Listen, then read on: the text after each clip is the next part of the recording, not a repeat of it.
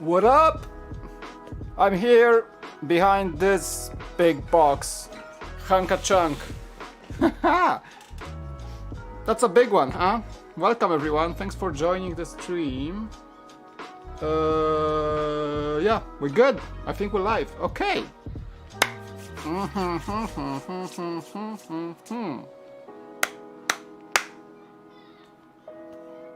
Day one purchase, obviously. Oh, so happy. The Cantina 75290, 3,187 pieces. So we're gonna split it into multiple streams. Today I'm going for about 2.5-ish hours. We'll see. Thanks for joining, by the way. Shan Technic Bricks, Fruity Gaming, welcome back. October's, Brick Star Wars Boy, On the Brain, what's up? Oh, I'm totally not finishing tonight. I would love to, but I gotta say, last time we streamed at Osprey, it was first stream 3 hours, second stream 5 hours. That really kicked the butt of mine. I was exhausted. So I think for my well-being and just for my sanity and health, and also advice, you should not be sitting in a chair for more than 2 hours at a time. I'm gonna be splitting streams in more shorter chunks, and it's gonna be easier for me so I don't get late into the night and get some actual sleep. So today, we're opening the Cantina and going for about 2 hours. Let's see where we can go. What up, Partial Studios, welcome. So many good people joining. Thank you so much for coming to my stream. Big box, huh? It's an elegant box. Just like, let me just bring this camera so we can talk about it for a second. My fancy Bluetooth keyboard. Oh boy. Yeah, actually I want to show you this side. Just the sheer amount of minifigures available. We got the model nodes, the Bith, Han, that's Luke of course, Obi-Wan, 3PO, R2, then we have Wucher, Greedo, Ponda Baba, Dr. Evazan, Han Solo, Chewie, Labria. We got that Sarian? What's his name? Oh, he has a name. Hrek Kalfas. He's like an alien. Sarian? Sarius is the species. We got that Ithorian that I don't... Momau Nadon. Ton of things. 2 Sand Troopers. Kabe, that little guy, Ena Jawa as well. Oh boy, that is a lot. I love this set. Yes, I think it's a purchase of the year right after that Osprey for me. You can see it opens up. We have the full bar. We have the full bar with Wucher behind it. Do you say Wucher or Wucher? I'm Polish, so I would say Wucher, but I think it's Wucher. Wuer. With a silent H. Will Harper, welcome. Let's open this big bad boy. How about that? I can't wait. I purchased this like this morning. No lines. It was very easy. I went to the Lego store, just picked it up. No line. There are like 4 people in front of me, and only 3 of us were buying the Cantina. I met my good friend Sokal Bricks at the store. Of course, he came in on the first day to get it. We exchanged some courtesies, some vlog shots, because he was vlogging, I was vlogging. I actually gonna edit that for tomorrow. Oh, we got this too. The Yoda Saber. I can confirm it's a gift with purchase. I'm not gonna build it right now because I wanna save it for a video, a mini time-lapse if you will. But this actually comes in a sleeve of yellow, so the actual box is black. So that's pretty cool. It's like a gift with purchase wrapping. See? So, but I'm not gonna open it right now. I wanna open it on an actual video, so not on the stream. Oh boy.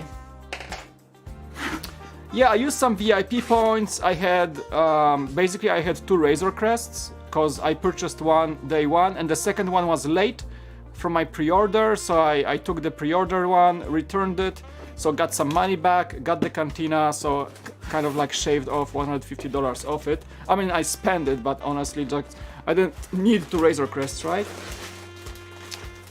So, yeah. We're gonna start with sorting, obviously. The bags, and this is what I'm... Guys, have you guys seen my today's video? Like, Lego is going full paper when it comes to bags inside the set. I would love to see that right now. I mean, look at the amount of plastic I'm gonna have to throw away after I'm finished. It's insane, right? So I think that move with Lego, as you guys maybe have seen the video, go watch this video please. Get me some numbers, please. I would very much welcome paper bags on the table instead of all the plastic I have right now, right? I would very much so welcome. There's a box, of course, like all the big sets go. So let's see. Actually, before I open it, let's see which numbers do we have here. Just gonna kind of pre-sort it. I'm gonna toss all the bags that I'm not gonna even touch today. That's 18. So let's count. Let's just count. 1, 2, 3, 4, 5, 6, 7, 8, 9, 10, 11, 12, 13, 14, 15, 16. Hold that number for the non-packaged stuff. 16. Did I say 16? Yeah. I think the highest number is 18. Yeah. That's a lot of ton bricks, yes. Kind of like Yoda all over again. Okay, so I don't need 18 right now. I do not need 17. I'm just gonna like toss them somewhat in an order back to the box, because we won't get until these bags until like 2 streams in. Probably I'm gonna stream probably 3 or 4 times. I'm not really pushing to be the fastest one in the Wild West with the set out, or like a review or anything like that. Honestly, this is too big of a purchase for me and too big of a hype that I would like to enjoy the set, so I'm gonna build kinda slow. You guys can forgive me, of course, we love each other. So I'm not gonna rush it. I don't wanna rush it, really, like, the last thing I wanna do about this set is rush it. I don't wanna. No rush. This is a set that I am delecting the set. I'm like, molto bene. You did not get the lightsaber? Huh. I mean, I did not check online process or anything like that, but they had... Every customer got a lightsaber that was buying the Cantina in the Lego store. For like big stuff like this, I usually go to the Lego store because it's safer, and usually they... as long as they have stock, you're guaranteed to get any promos. I don't really trust the Lego.com for like early VIP access, honestly. Because, you know, there is a chance that you won't get stuff you want. And you know, since the store is so close to me and I have friends working there and I work in the actual store, I know the ins and outs of, you know, I knew exactly how many cantinas they had on the stockroom because, you know, we talk. So I knew they had like enough cantinas to handle quite a crowd of buyers, so I said like, yeah, just go and buy one. But I think they actually sold out online too, so it is a popular set. I think they might have sold out today. I think they had 13 cantinas in the stockroom. Good to have friends in the Lego store that you used to work at, right? That's the whole shtick. Okay, so that was 16 bags, right? And here we have... I'm gonna count this one as spare, so like big pieces, right? The dewback is actually... The dewback is separate. So that's updated dewback, by the way. Awesome, awesome, cool mold. Really like this one. 7... The manual, it's a thick one. Thick. Number 4 can go right there. So, okay, 1, 2, 3, 4, 5, 6, 7, 8, 9, 10, 11, 12. So 28 bags of plastic. Right? That's crazy. Okay. It is sold out online. Yeah, I saw that. But again, my local store had like 13 copies. I mean, 3 people picked it up, myself included, in the morning. Then Sokal Bricks came. When I was leaving, I paid for my set, and he got the 4th one. So when I was leaving the store around like 11:30 a.m., they had about 9 left. And people were pouring in. It was early in the morning, so not many people go to the mall nowadays, you know, lockdowns and stuff. So I think through the day they're gonna sold out. Maybe, I think they close the store. They're closing the store in actually 20 minutes. So they might sell out locally. That's 6, 9, we don't need that. 8, we don't need that. Not gonna go that far today. Where's bag number 1? That's number 1, okay. 1 and 2, and 3 maybe. Let's see how many bags we can do today, but again, I'm not pushing it, really. I wanna enjoy. I had a rough day, guys, I gotta tell you. It's not been a good day. I mean, Cantina really cheers me up, but other things, not so much. So let's relax together. I'm doing fine, yeah, but the day was tough. I'm not gonna lie to you. Like if somebody asked me like, how you doing? I was like, I mean, I'm still in a pretty good mood, but some things were kind of like a downer today. Maybe I'm gonna talk about it other day, but still a bit of a might be as well over. So let's build the cantina. Let's cheer ourselves up. All right. I think we're gonna be just fine. Okay. Thank you for asking and thank you for joining, Timothy. Lego Star Wars NSFW. Yo, what up? What up? What can be NSFW about Star Wars? Like Leia's outfit? What? from Jabba's palace?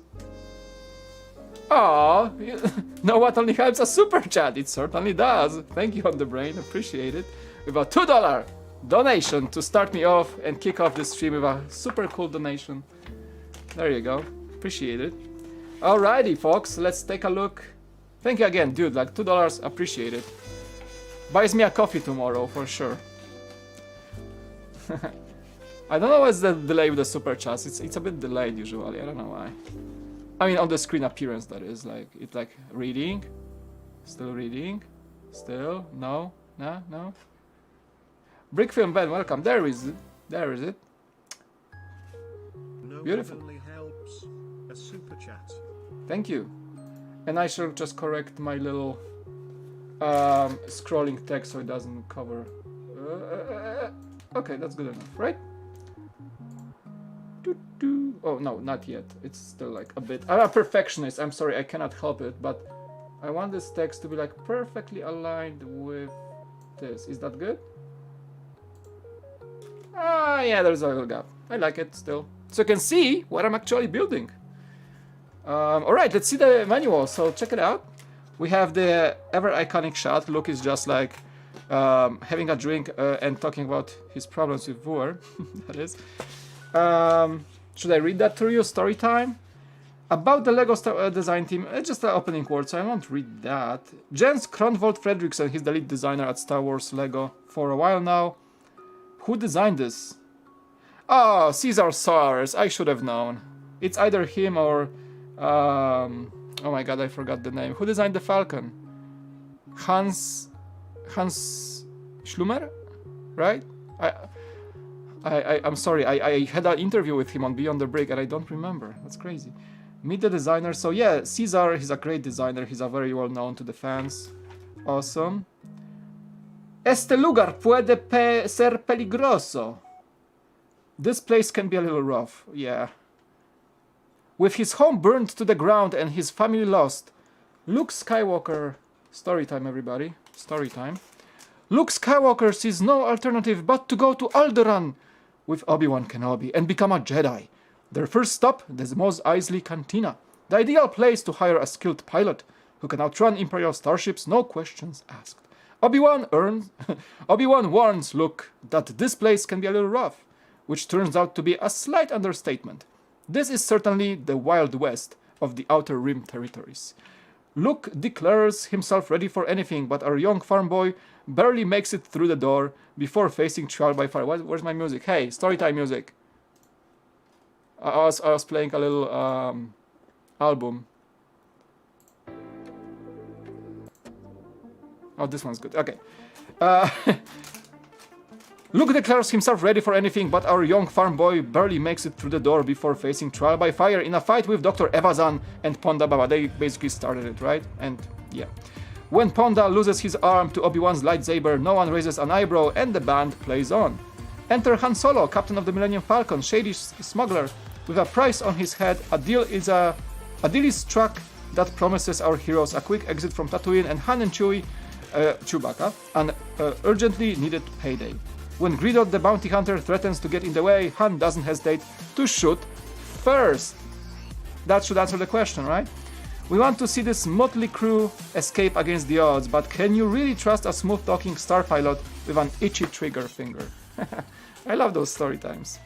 In the Star Wars manuals for UCS. V35 for the first time. V35 speeder for the first time in a Lego set. Pretty awesome, huh? I'm gonna build in a sec, guys. I just wanna enjoy it for a sec. The V35 Landspeeder has never been created as an official LEGO Star Wars model before. The V35 is an older model ground transport often used on the galaxy's outer rim territories like Tatooine. An inexpensive but versatile speeder, it is widely used by frontier dwellers and smugglers alike. The LEGO version has room for a driver and a passenger. Awesome. Alright, and the build begins. So we actually start with the V35 speeder, and then we go to the bar, and then the cantina itself. Nice. Nice. Okay. Oh boy, I'm in for a long treat. Alright. Let us begin. Speak Polish! That's an English channel, so... Yeah, I can speak Polish sometimes, mogę mówić po polsku kiedy chcę, but we're gonna use English because 99% of the viewers are English, but I can say hi in Polish. Cześć, jak się masz? The Troopers fan Harrison? Witam na streamie, ale używam angielskiego, bo to jest anglojęzyczny kanał.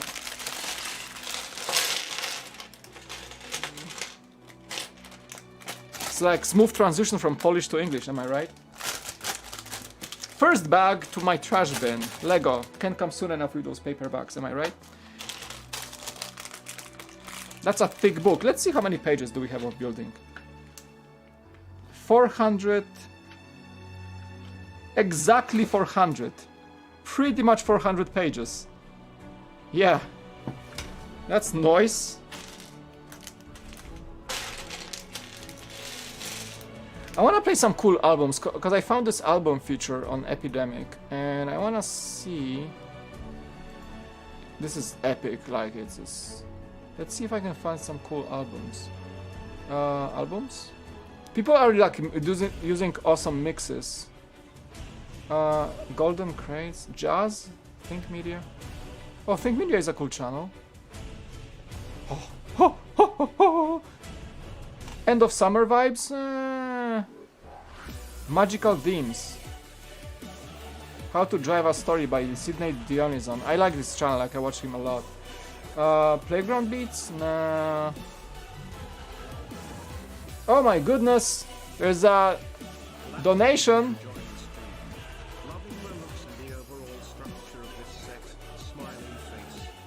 Awesome, dude. I like it too. Let's see how it goes, right? Thank you so much for the dono. Appreciate it very much. 150 Philippine pesos. Much love. What city do you live in Poland? I live in San Diego, California right now, but I'm from Warsaw. Jestem z Warszawy. Znaczy z Płocka, ale w Warszawie mieszkałem. Let's choose the music.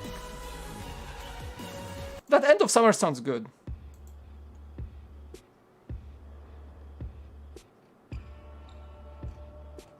Yeah, let's play this one. Let's play that. That's kind of weird, but let's see. I'm gonna try new albums this time around, so we have some new music in the stream. Maybe we're gonna find some gems.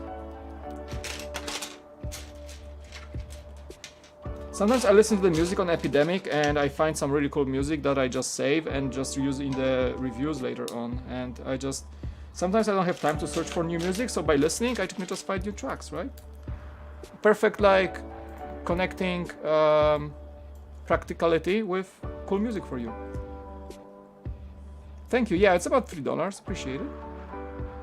Yeah, I'm doing fine. It's been a rough day. I'm not gonna lie, honestly. Like, it's been a rough day, but it's getting better towards the end as I like pushed through and really, you know, took on all the challenges. And now the cantina, I got this in the morning, then a few like not so pleasant things happened during the day, and then I was like, but hey, there's the cantina, I'm gonna build it, I'm gonna start it this evening, I'm gonna stream and chat with my dudes, with my boys and the girls, and we're gonna hang out. And that was keeping me like, you know, sorta going through the day, if you will. But yeah, the day wasn't the best. Hello, Cool Factor, welcome. Mr. T, yo, what's up? We love you, Mike. Have a great build. I shall. Thank you, DMC. Yeah, the evening just began fine. Like, yeah, you know, Lego is a remedy for everything. Honestly, when I'm stressed or anxious during the day, when something bad happens, Lego is the ultimate savior. Honestly, I won't lie. It's true. Like, Lego has this relaxing tone to it, and That's how Lego is kind of advertising right now. They say, relax with our bricks, you know, kind of towards adults who have like stressful lives, long jobs. Lego is actually a remedy, and that's true. Like for me, it works.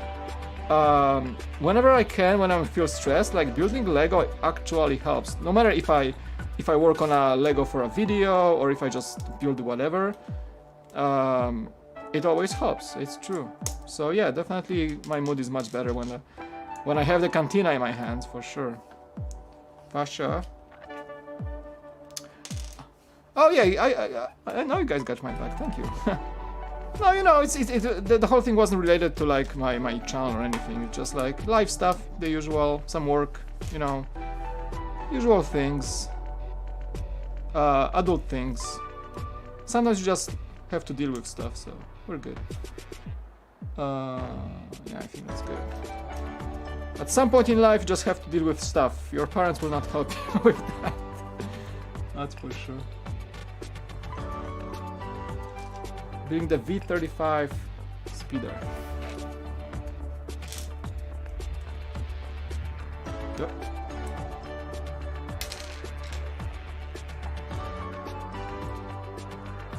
Cantina in my hand, you building too? Awesome. Tommy Wiseau is Polish? I think he is. The guy, the famous director of The Room. And the excellent movie of all time. The best movie ever. That's kind of... You don't have to type in caps lock, by the way. We can hear you. Scott, I'm in the med school and now started building the Star Destroyer, really helping the stress. It's true. Congrats on the awesome build, like you're in for a treat. I think it was a pretty fun experience. Especially when you see it coming together and just becoming really big over time. I knew I spent on this set quite some time because I was time-lapsing it for Beyond the Brick. So it was extra time to set up the cameras, record everything, make sure I get every single shot, think about shots. So it took me extra time to build it, but that way I really dived into this set, and overall it was a pretty fun experience, really. It was really good. Enjoy the set. Hey JB, how you doing, man? Long time no see. You're growing, man. I've seen your content. You're doing awesome. Congrats. Glad you have joined us. Did you get the Cantina? I'm pretty sure Wiseau is an alien. Most likely, yeah. The way he directs movies, that's very weird. So he might be an alien. Maybe he doesn't know the ways of a human behavior. The way he speaks his lines in the movies also sounds weird, like almost like Mark Zuckerberg. Hi from Ohio. We love you here. Thank you. Well, hi back from California, that is. Thank you. That's a really calming music, isn't it? Let's keep it going. I kind of like it. I never played this. It's an album by... It's called End of Summer, and it's for... Okay, it's for wedding and romance, so it might be too calm. Oh well. It's a pretty chill build, huh? So let's keep it going. Let's see. Maybe there are some hip hop bits later on. I want to try new music. I have this playlist I keep playing for you guys, but sometimes I hear it's repeating a lot. So I think I'm gonna use some Epidemic Sound albums, which are also sometimes really nice for music selections.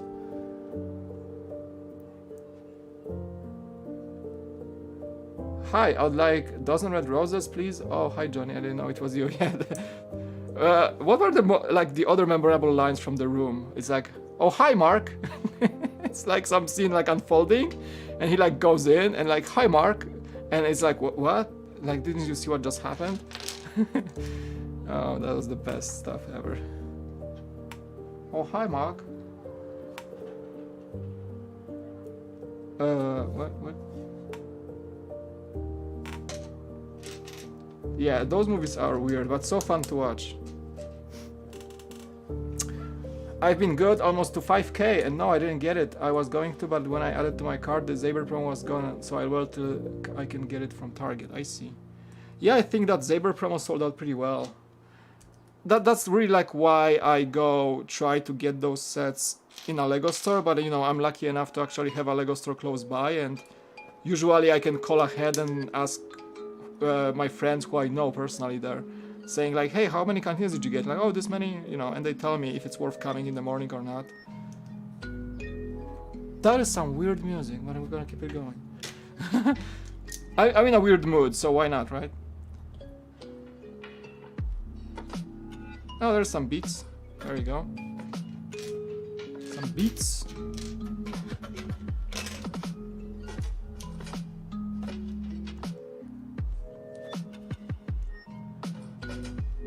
I was going to get this, but I kind of fell out of love with it, so I bought the Lamborghini Scion instead. Nice.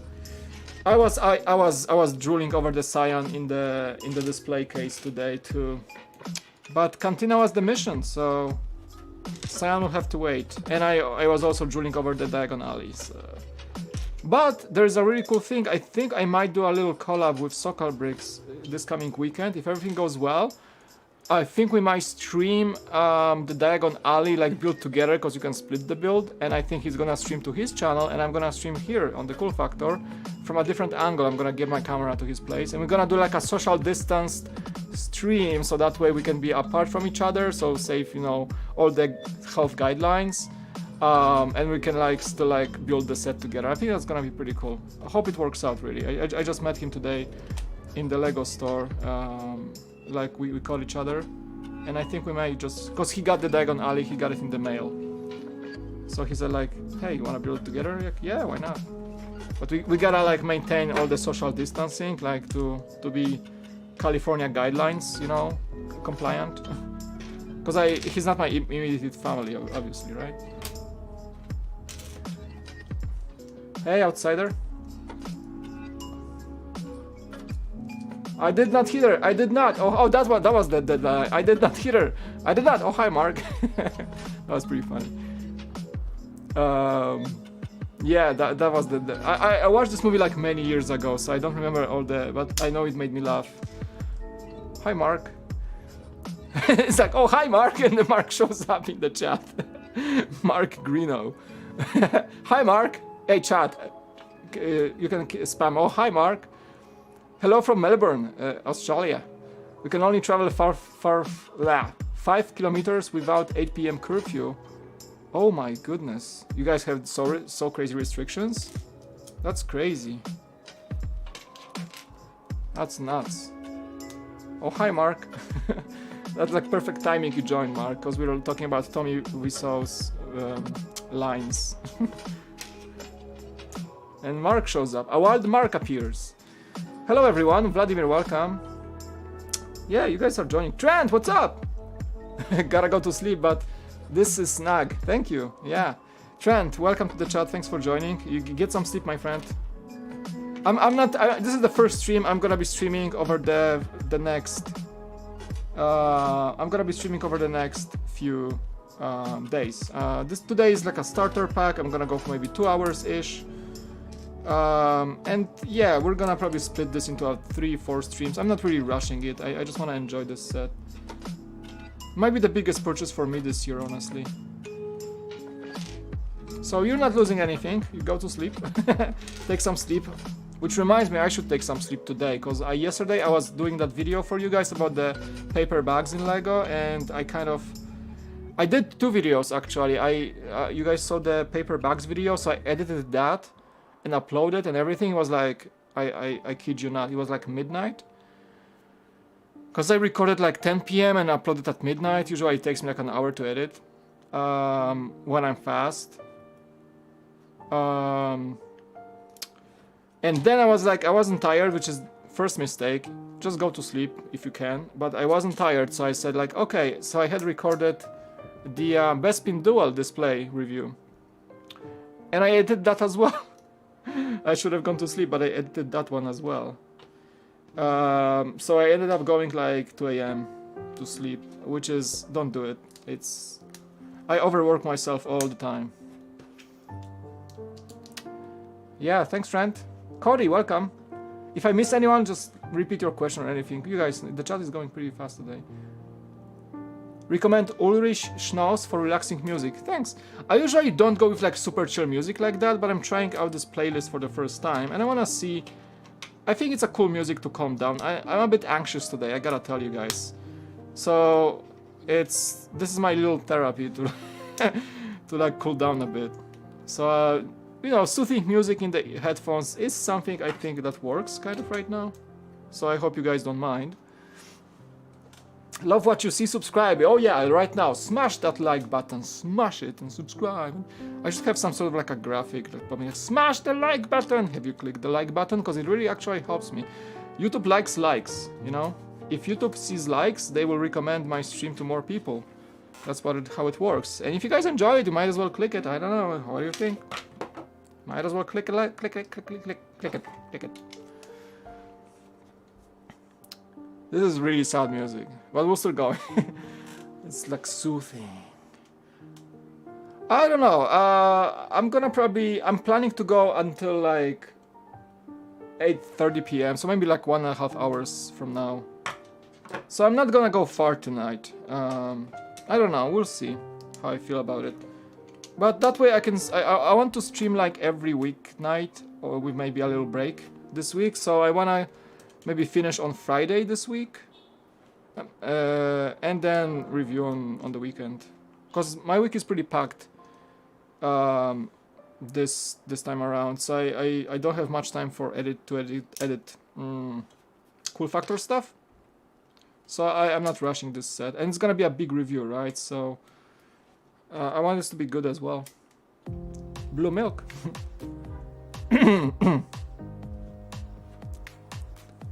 Did you see the rumored Fairground Dim Bricktober promo?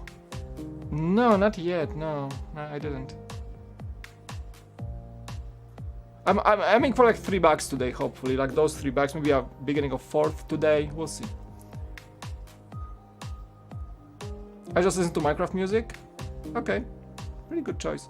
The paperbacks with was awesome. Send me a DM and we can catch up this week. And good luck with the Mos Eisley build. Glad you got this one early. It's not early, Trent. It's just like today. It came out today. So no, it's not like Lego sent it to me or anything. I just got it like the first thing in the morning when it came out today. But yeah, like kind of early snatch, if you will. Yeah, for sure. Appreciate it.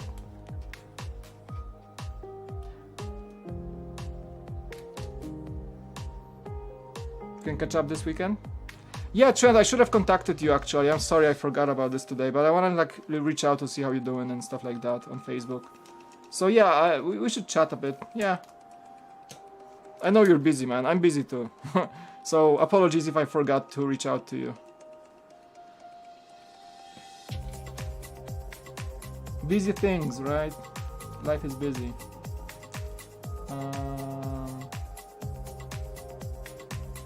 Oh, okay.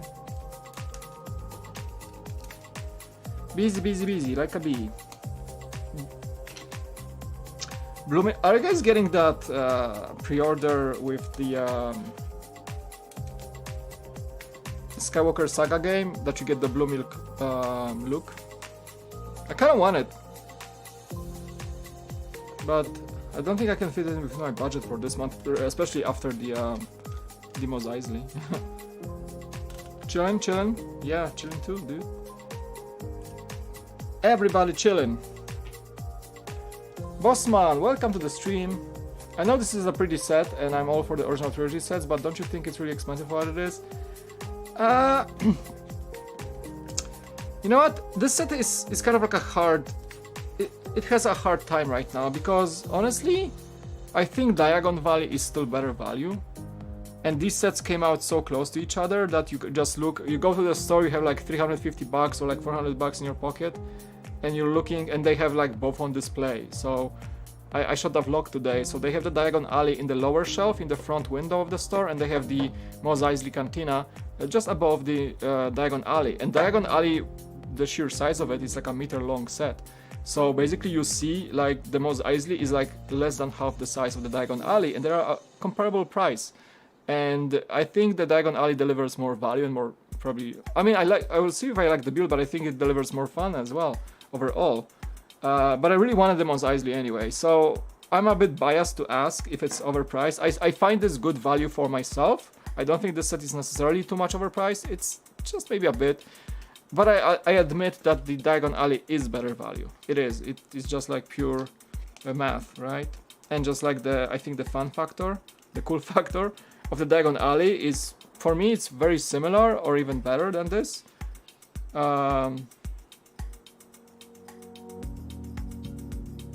So, you know, there's certainly a thing to think about, for sure. And I'm not even denying that, or like going full Star Wars fanboy mode.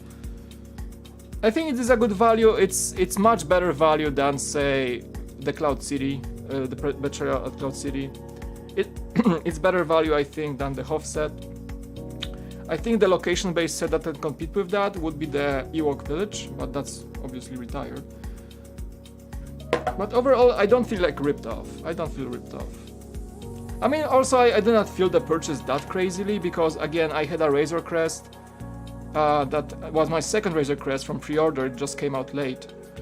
So I already spent that money, you know, like a month ago or two ago, paying for the pre-order.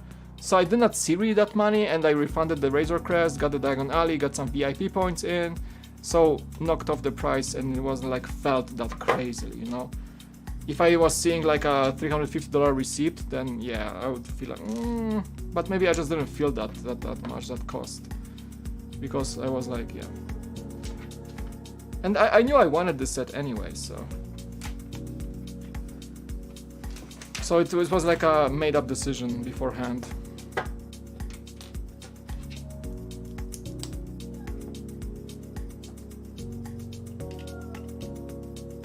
That speeder is bigger than I expected, honestly. It really is bigger than I expected.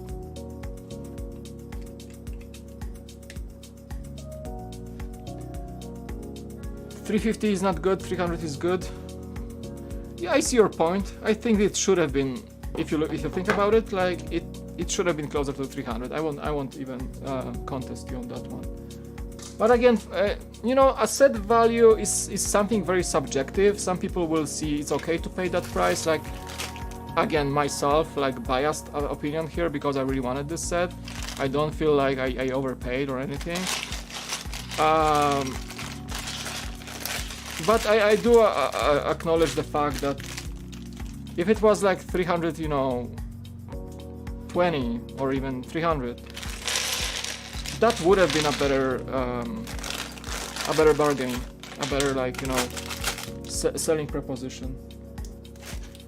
That is true. That is true. I'm not even, you know, I'm not gonna argue that. That's true.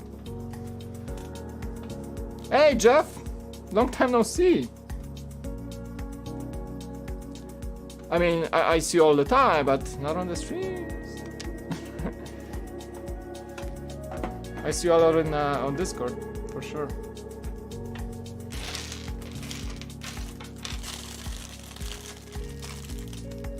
You got duel on Mustafar? Nice.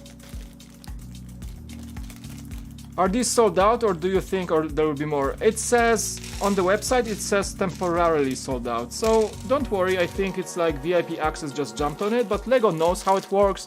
There's the wave of buys for VIPs, but the set is still October 1st. I mean, I give LEGO the benefit of the doubt, and I also like kind of reserve myself to critique them, because with the Millennium Falcon, you know, there was a VIP access. Remember that fiasco of the Millennium Falcon launch? Nobody was able to get the set without VIP membership in the normal release date. So it was a big deal. So I hope that LEGO learned their lesson and they reserved sets that the batch that's sold out right now, and they will just release another batch when October 1st comes around, right? I hope they're gonna be ready for another wave of purchases on this set, right? But it baffles me, if you're a LEGO fan and you're buying from the official lego.com, how come you still do not have a VIP membership? How is that even possible? Like, what's the point of not joining VIP at this point? If you're buying, I mean, I get people are buying from Amazon or people buying from Target. They use their red cards or Kohl's Cash. You know, people have different loyalty programs, so I can see the appeal of buying stuff not from LEGO. But this is an exclusive LEGO set, so you cannot buy it anywhere else at this point, right? So if you have to buy it from Lego.com or Lego Store, how come you still do not have a VIP membership? It takes like literally like 30 seconds to sign up. It's free. You get points. You get stuff. I don't see the point of not being a VIP member. I mean, it's like the grocery card. You kind of have to have it to not pay higher prices, right? In the US, like in the US, you have grocery store like loyalty cards, which are like kind of like a scam, slightly, because they have, some stores have exorbitant prices for like fruit or veggies. But if you have our free card, which is free, and you can sign up as you like check out, then the price is normal, you know. So it's kind of like VIP Lego membership is like the same no-brainer. If you're buying Lego from the Lego stores, you like not even a single purchase should be made without your VIP card. And then you like rack up all those points, and then you see, oh, I can take like 20 bucks off the set right now, right?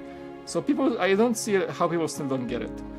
Maybe people who like buy one set per like 2 years for their kid, I get it. Like, don't sign up for another card, like if you don't have to, if you're not a fan like us.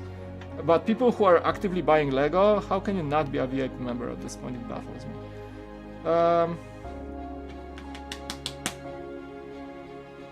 Okay, we'll look at this one.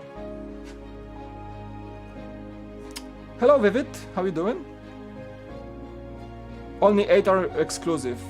Yeah, good point. It's not like, it's some minifigs are quite the fillers, right? Like the modal nose, the sand troopers, but also those are characters that you would outrage if you did not see them in a cantina, am I right? So, you know, it's not like the first time Lego is making a cantina, so you have to see some comebacks of characters, and Lego obviously will not make 21 minifigures exclusive, which never happened actually.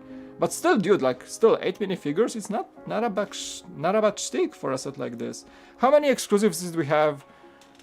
Good question. How many exclusives did we have in the Betrayal at Cloud City? There was this like twin car pilot, right? There was this, I don't remember now. Guys, chat, get your hands to work. Like, how many exclusive minifigures did we have in the Betrayal at Cloud City, the first Master Builder series set? Go.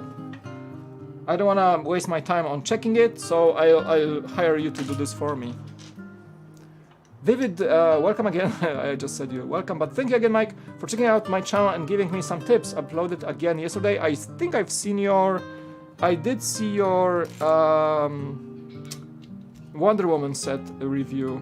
Good job, dude. Like you have your style. I see some inspirations, but you're doing good stuff overall. My only advice still is try to get some wider picture of the set. You know, so you do a lot of close-ups. Cool music, I like that, but you do a lot of close-ups. I like the fact that your reviews are fast, but I think you can squeeze like a 10-second like, you know, shot to just show how the set looks like in perspective on the table. Like, you know, like look at my reviews when I do like a lot of close-ups, when I conclude the sets or when I introduce the set to the audience, I take my time to just film the first angle, but then when I finish taking that bit of speaking on that angle, then I take my camera and do like a wider shot, like a rotation sort of, so to see the context, like so people can get an idea how big the set is, like one staying on the table, like perspective shots, so how it looks from afar.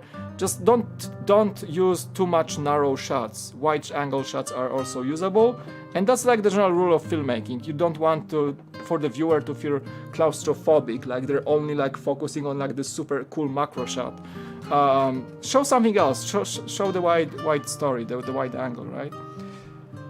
Number one rule of filmmaking, pretty much. Use angles to your advantage. Wide and narrow shots are your friends, right?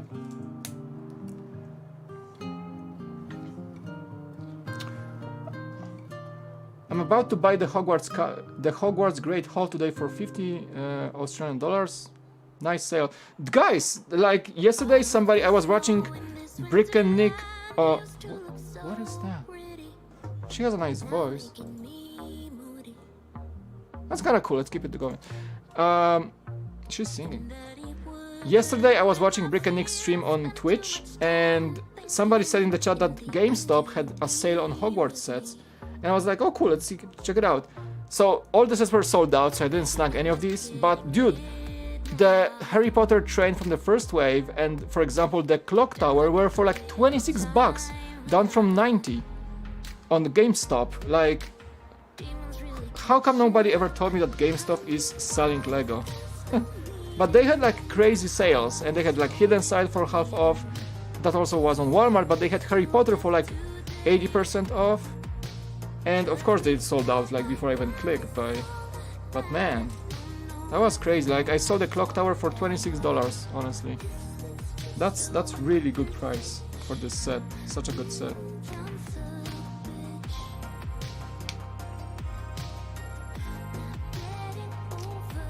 Yeah, but overall good job, Vivid. As dude, like your first videos, you're like miles ahead of me when I started. And I still think I'm learning. Like, you guys see, you know, maybe a progress in my way I do my videos, but I still learn. Like, I still like mess up. Sometimes I like mess up the white balance, or like I'm still like learning. This is the cool about being a YouTuber. As you go, you kind of discover your new skills and you learn new skills, and it just, you know, I'm using a new camera for the last few weeks, and I'm learning. Like, this video of the paper bags, this was the first time I shot it in 4K 30p 10-bit codec, which is like filmmaking codec in a Lumix GH5. It basically makes the file like twice as big, so it's like the highest 4K quality I can, I think, squeeze out from this camera. And it took a bit to edit, but I think the color science in that codec is even better, and the grading is better. I can do so many more things. So I kind of learn as I go to like maximize my knowledge about working with the Lumix GH5. It's a no small camera. It's really a good camera. And I hope you guys enjoy the quality. But yeah, it's something I'm gonna be learning for the next few months and stuff like that. So that's always what I'm saying or telling people who start YouTube channel. Like, get the camera, whatever you like the camera, whatever you can afford, even if it's your phone, but try to master the way you use it, and take the time to learn how to be a better even creator with that camera, and then maybe buy a new camera and keep going, right? So when I felt I mastered my Lumix G7 for everything I did in the channel, then I felt I was getting limited by this camera, because I was wanting like more crisp 4K, better lenses, and I told myself that only after I mastered the capabilities of this camera with the current setup without buying any new gear. And when I felt like, okay, I think I can go from here and buy a better camera and buy a better lens and actually use that to my advantage, and then I bought the GH5, you know. So it was like a year-long process for me to transition to a much more professional camera. But it's cool. I like the learning part of it. So yeah, definitely. Yeah. Partial, thanks for joining. No problem, dude. Might be back. Yeah, I will stream for maybe like an hour from here. More like an hour 30 from now. But yeah, I'm just chilling. I'm not really going fast. I'm just like hanging out, chatting, you know. I need like a slower paced stream. Like, I don't want to rush it, honestly. Like, I'm setting up my own deadline. You know, I'm my own boss, so I can really take the time to build this set, and I think I kind of need it. I felt I was rushing the Osprey too much, guys, honestly. Like, even though the Osprey took me so long, it was a Technic set, I really wanted to get that review for you guys, and I was rushing it, and I felt exhausted afterwards. I still love the set to bits, but I feel I was going too fast, still. The Osprey is so amazing, like, I almost forgot how crazy of a feat in engineering it is inside. Because I was trying to just finish it by the weekend. Alright.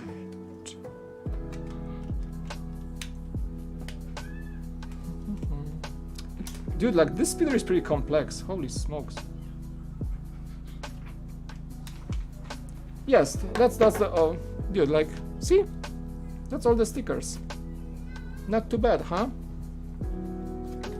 I mean, there are small stickers and a bunch of like Easter eggs. Like, I like the wanted poster for C-3PO and R2. Just some controls, some Arabesh writings. I think that one says Cantina in Arabesh. That's the visor on the door. Like, you know, that I think they had the policy that no droids were allowed in the Cantina, right? So they had that thing at the door that detected droids, right? I think that's why 3PO and R2 had to wait outside, right? And the stormtroopers were like looking for them. And Obi-Wan had to save them. These are not the droids you're looking for. Move along.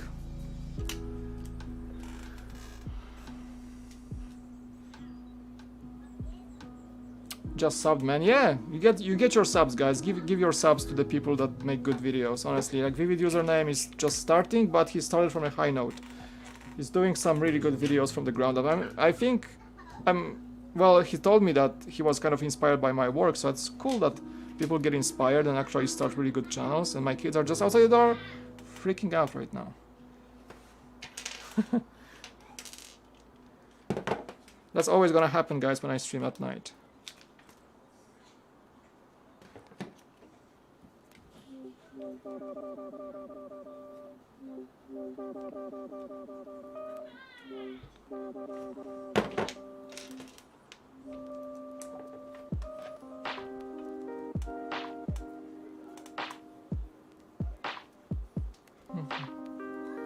The 123 Sesame Street, King Emerald. I saw, the only leak I saw was the leak of Bert and Ernie.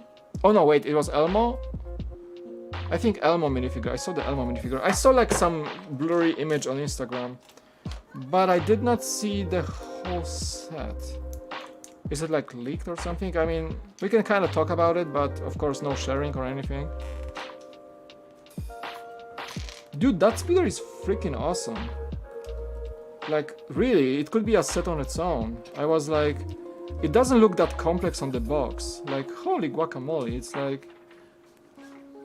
I'm building a lot of it right now. Oh, we got the... forgot the engines. Kids being kids. Yeah, kids being healthy kids. I mean, you know, it's in the current times, we try to get as much as outdoor time as we can, but sometimes I have more work, we gotta stay home and the kids are staying home, so yeah, they don't have the place to like really like vent that energy, right? So in the evening they just freak out because they didn't take a long walk and they're not tired of anything, so I understand that. I try to cope with that. It's probably me and like 1,200,000 parents living in San Diego as well. Same deal. Like everybody's stuck at home. You gotta deal with that. Even though, you know, some days are hard, some days are easier, but everybody is in the same boat, and we're all kind of having a hard time right now, especially parents. So kudos to every parent that works from home and has kids, and the school has to be done as well from home. We are freaking rock stars at this point. I have no idea. Like, I'm just patting myself on the back right now, but that's true. Like, I know a lot of my friends here in San Diego who have kids. They are in the very same situation, just trying to stay sane and keep up with everything, everyday life, and work from home and school and everything. It's tough, and I'm running a channel on top of that, so go figure. Oh boy. Pop, what's up?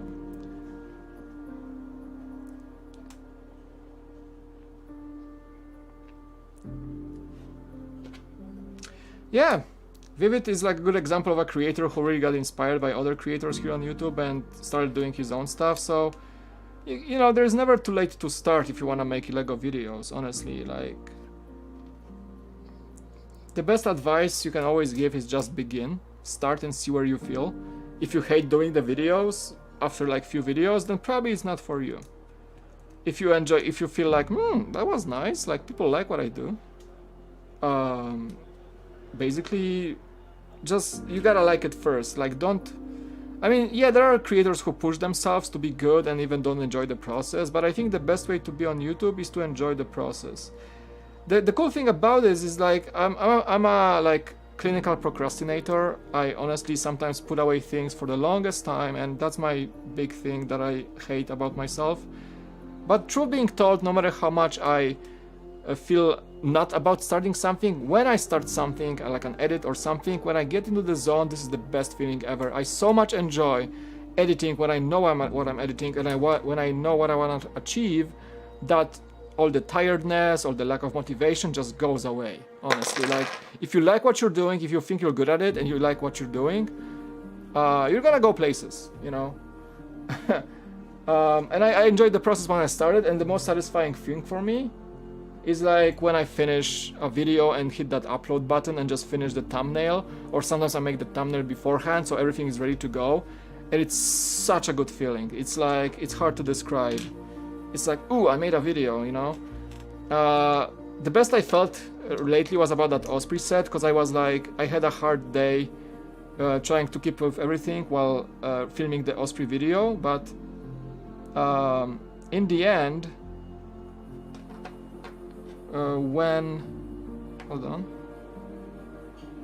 in the end, when I had the final edit on my hands and like put all this work finding all the old footage from the air shows and everything, I was like, man, that was a good piece of work. And you know, I should have started like, I shouldn't have felt that bad about this video, because I felt it wasn't good video. I felt it was like, I could have done better, but when I saw the final product, I was like, that's not too bad of a video. It's like, it's cool, like, let's post it, you know. So there are things like that. If you enjoy the process, you're gonna overcome all the hurdles, I can tell you. You gotta enjoy the process, however, and just maybe overcome some of your self-doubting. Hey, Cy O'Connor, how you doing, man? Go to sleep, Ireland friend. I love you guys joining my streams here in California, but I know where you are. I know where you are, and I know it's late for you. So, having your well-being in mind, I encourage you to go to sleep.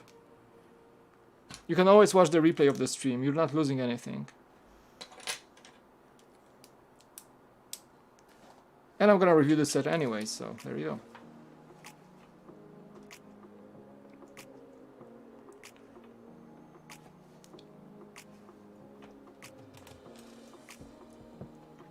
You're awesome, Mike. I don't know if I can say it without getting moderated, but the other guys are suffering content-wise without you. Charles, thank you. That chapter is long gone. It's kind of sad and fortunate for me, but I think I've moved on mentally. Wait, what? Hold on. Oh, I forgot the... I moved on mentally, so I'm glad where I'm at right now. Yeah, things... I know, like... for a fact that things will change over all the time, so you can't like hold on to one thing, and the best thing right now for me is just feeling that the cool factor is growing, and you know that things are okay, and I'm happy with myself where I'm at, and just enjoy the process as I it's like such a good feeling to be independent in a way, and also being, you know, able to collaborate with the folks like, for example, Beyond the Brick and things like that. But the coolest thing about it is I'm in control of this ship, which I haven't felt like that for years, of course, and I felt like I needed that to be in control. So it's so nice to be able to post anything I want, honestly. It's just, yeah. So I think this helps me grow a lot, just this feeling that you're in control,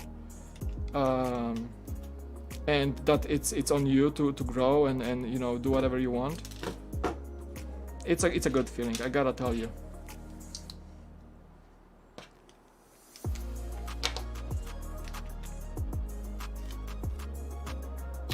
Very often, I'm glad you didn't give up. Thank you. Yeah, you guys keep me going. Honestly, it's very important for people like you, just to come back to my videos. It's really encouraging, and you know, and for a fact, I know that some videos will perform better, some videos will perform worse. But the coolest thing about it is I stopped really caring about the views. When I get some views, that's awesome, right? But it's not my priority. My priority is to get the best video out there possible and just have fun doing it.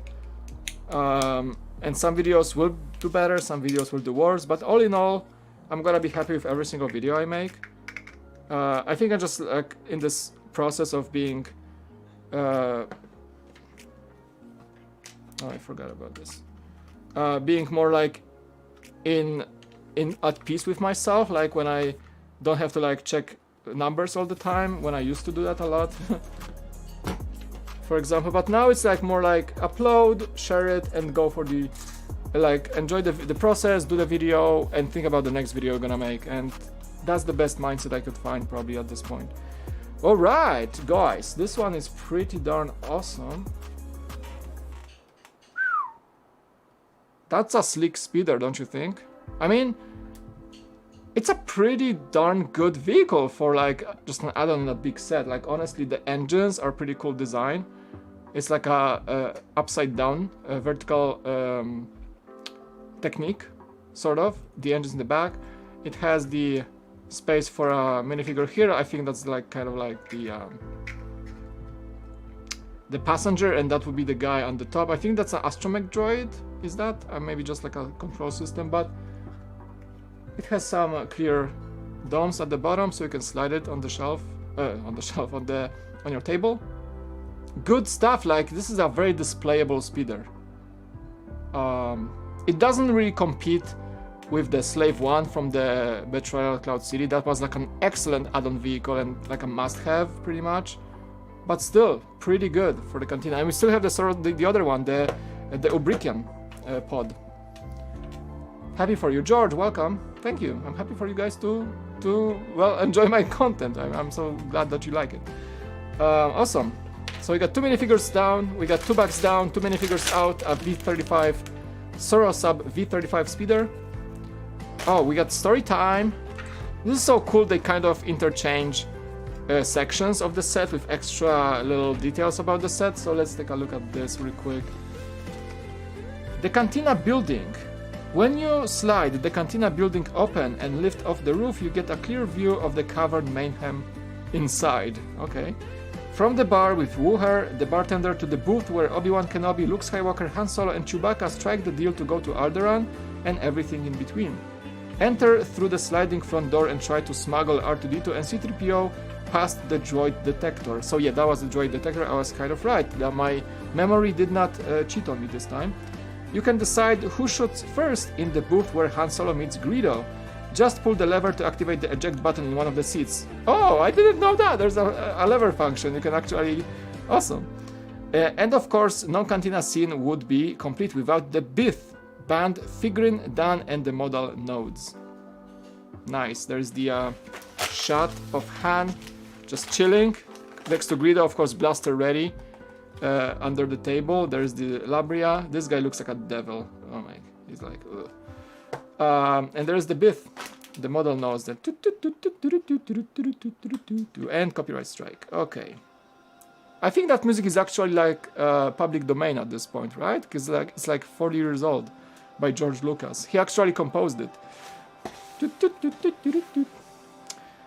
I can't wait to get this set. Well, you're in for a treat. It's a I mean, I'm not voicing my opinion yet because we just started building the actual building, but the speeder tells me that it's gonna be a fantastic experience. Okay, bag 3 gives you the bar, which is the central area, of course, and Wooher. I keep... Okay, guys, should I say Wooher with a W, like American W, or Wooher? I think Wooher is the correct pronunciation. Anyway, Wooher is the bartender of Chalmun's Cantina. By the way, Chalmun is the Wookiee, that's the owner of the cantina. He's not in the set, and I think you don't really see him in the actual classic trilogy Star Wars. I think he's appearing in like extended universe or something. But Chalmun is a Wookiee that owns the cantina, so Wooher is not the owner. Something you should know. More commonly referred to as the Mos Eisley Cantina, it is a popular watering hole for pilots, smugglers, bounty hunters, and renegades passing through the spaceport. And that's German and Spanish. Okay, let's go. I'm gonna get my face on the shot. There we go. I'm glad that LEGO Ideas is letting people use molded heads. Yeah, I think Sesame Street will break a very important rule for the good of us. So finally we're gonna be able to see custom stuff in LEGO Ideas, right? That's something. Hopefully it's gonna begin a trend, and that way we can accept more awesome things in LEGO Ideas that kind of require you to make custom elements. Am I right? Yeah, instruction booklet has 400 pages, Omar. Thanks for joining. We just checked in the beginning of the stream. It's basically, the total is 404 pages, but the last step of building is basically page 399 and even 400 to show you the different functions of the cantina. But yeah, I'm on page 45, so we're gonna be here for a while. I mean, today I'm not gonna be streaming for the whole lot, but we're gonna come back every night this week pretty much to build the cantina. So I'm really taking my time to enjoy this set and hang out with you guys. Number one rule on my streams is don't rush me. That's my number one rule from now. There are 7 members. That's true. Yeah, we only get 3 in the set, but in the film you actually see 7 members of the band. I think one of them is like sitting in the corner, and I think 5 are playing, and the leading guy is, I think, also standing next to the stage. I gotta rewatch New Hope. I don't remember very well, but I think that's the case. Yeah, there are 7 of them. The fun fact is, because I was doing the news video about the cantina, the species behind those like musicians, they have the big heads and big black eyes, because that species is very sensitive to sound, so they can play perfect instruments, but their hearing apparatus is so sensitive to sounds that you can pop their heads with a sonic grenade. That's a gruesome fact, but I think it's accurate to the Star Wars lore. I think music ended. Okay, so that was the chill one. Let's find a new. That was end of summer vibe, so very chill music. Dreamy gaming. Does that sound good, guys? Let's play dreamy gaming. Oh, it's cool, like poppy synth. Yeah, let's do that. Dreamy gaming, so much more jumpy vibes. Let's play that.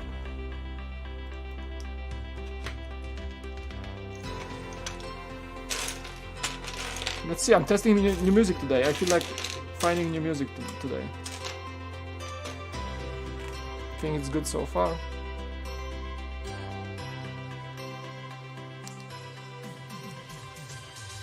Russell, what's up? I'm very envious that you got to build this set. Do you get to keep it, and where you are going to display it? Russell, I purchased this set today. It's not like I did not get it from Lego. I'm not a LAN member or anything. Like, any sets I would get for free would be like if Beyond the Brick decides to send them to me. But no, this one I purchased with my own money, hard-earned money, and your support as well, today morning at the Lego store, and of course I'm keeping it. I have no display space whatsoever, so I don't know where the cantina is gonna stay, but I have that dilemma because I have to find the space for the Osprey and for the cantina. And by the way, I'm happy to tell you that I just rebuilt the A-Wing last night. I was also chilling, thinking about something to do about Lego, and as you guys know, my A-Wing fell off the table like a few weeks ago, and I just put all the pieces in the bag. Yesterday I sat down for an hour. The A-Wing is alive, the UCS A-Wing. So I have to find a space for this guy so he doesn't fall again. So happy, yeah. So we have to find space for A-Wing, the cantina, and the Osprey. I think the Osprey is the hardest. He's on my bed right now. The Osprey is the hardest because it's so big and requires extra clearance because of those like rotor blades. I don't know what I'm gonna. My shelf is too small for it. Did you read my message about the other? No, I did not. I think I skipped that one. Sorry. Oh, couldn't you take the other band members from the old Cantina set? I don't have any other Cantina, actually. That's the first Cantina I actually have in my collection. I don't have the previous one. I built it for Brick Vault back in the day, but it wasn't my set, so I don't have it. Building the bar. Awesome. So actually I'm gonna make some space here. So it's on the hinges, so the bar will actually be the central piece and everything else will open wide against the bar. That's the whole idea behind this set. What set have you most enjoyed building this year so far? This year? Barracuda Bay. Oh yeah. Oh yeah, like the best building experience this year. By far. All time? All time, I would say either the Millennium Falcon but that was pretty complex. But just pure enjoyability from the build would be the Ninjago City, like all time. Like the best building experience. And I even streamed it back in Brick Vault, so I think this set is even more fantastic to build if you're not streaming, honestly, because you can focus on it a bit more. But nevertheless, Barracuda Bay for sure this year. Best building experience by far.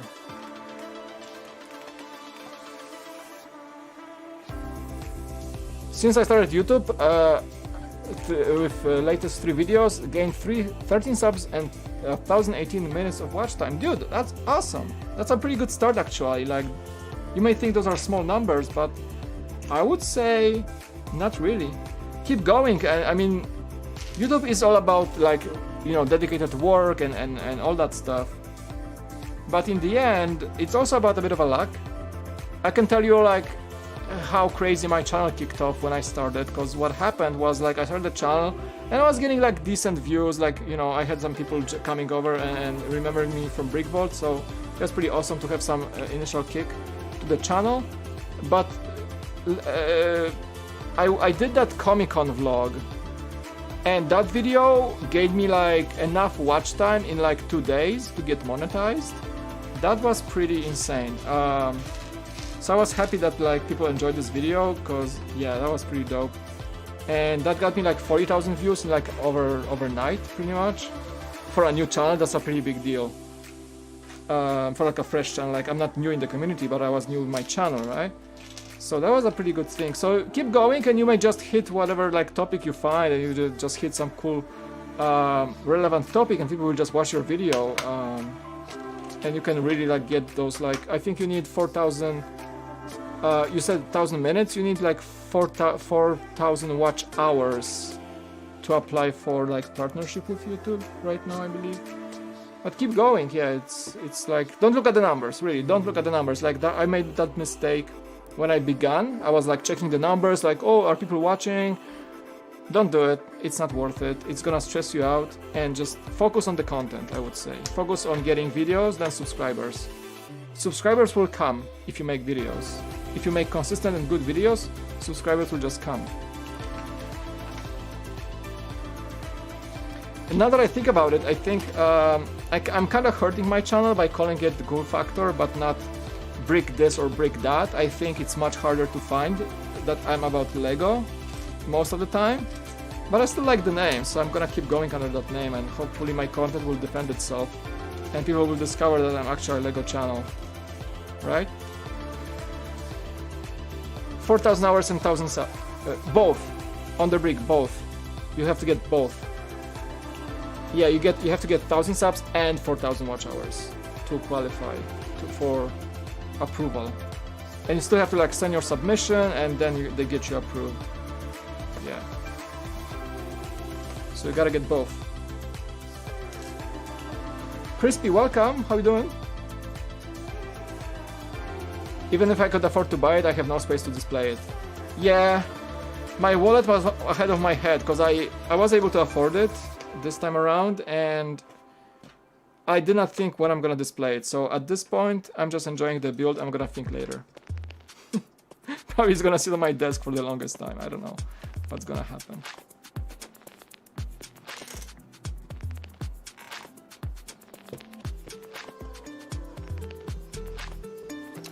No, it's both. Yeah. I thought the same. So it's not like a mistake. I thought it's like you gotta get this or that. No, you gotta get both. So you can reach 1,000 subs. You know, if you like, maybe your friends subscribe to you, get a shout out. But so it's a good example of like why shout outs may not work sometimes. Say somebody gives you a shout out, and people like jump on the shout out and subscribe to you, but they will not watch your videos, for example. They just like, oh, because this guy told me to subscribe to you, and that's it, right? So people, that's why shoutouts are kind of like dangerous to you, because you get a flux of subscribers, but you're not sure if those people will stay with you. The most important thing a YouTuber can get is naturally obtained, loyal, and trustworthy subscribers. So if people like slowly join your channel, but stay for the long term and watch your streams, like you guys, thank you so much, and stay for your streams and videos, and you know they can come back and like engage with your numbers and really enjoy your content, that's what you want. But if you get like PewDiePie mentions you, like, oh, subscribe to this guy, and you get like 100,000 subs, those are gonna be a lot of dead subs. So people will just subscribe and forget about it, and they will never ever click on your video.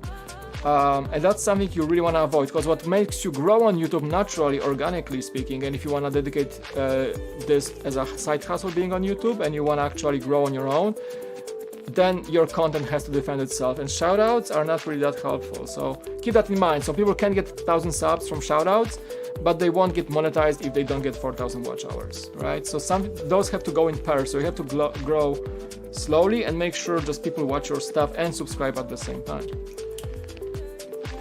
So that's how it works. Oh my goodness!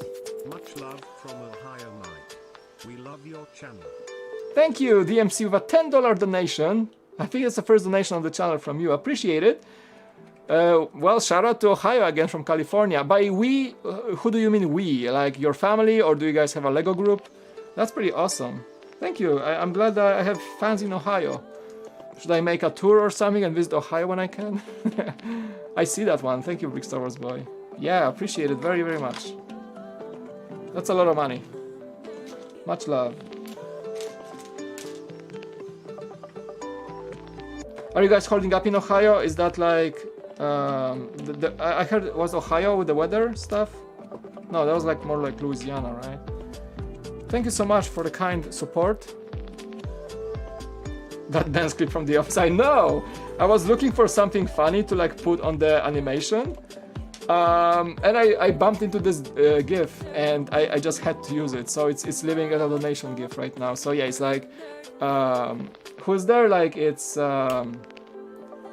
what's the guy? What's this? Oh my god, I forgot the name. How can I forget names from The Office? Like, I love this show. I'm blank. My brain just farted. I don't remember the Office names. This is like... Okay. Office cast. Jesus, I have a blank in my brain. Kevin, of course, Kevin Malone. Yeah. And then the middle one's dancing is Oscar. Yes, Oscar. And there's, I think, the one to the right is Daryl from the warehouse. No, who was that on the GIF? Let me just replay your... I'm gonna replay your donation, just see that animation again, okay? Thank you for the 10. Yeah, Daryl, Kevin, and Oscar are dancing, and I think Meredith is on the left. So there you go. Thank you. It seems like you gave me 2 donations, but it's just because I replayed the one. But yeah, let's keep it that way. You gave me 2 donations. Thank you. No, it was Oscar in the middle, Daryl, the guy from the warehouse, on his right, and Kevin in the back. Which reminds me, I should just rewatch The Office for like the 100th time. I love that show. I think that's the only sitcom I would love to have an idea set for right now. After all the Friends and Big Bang Theory and all that stuff. Actually, I love... I don't watch Friends a lot, but... I really don't. But I did watch Big Bang Theory, so also I can relate to that set. But The Office is also one of my favorites as well.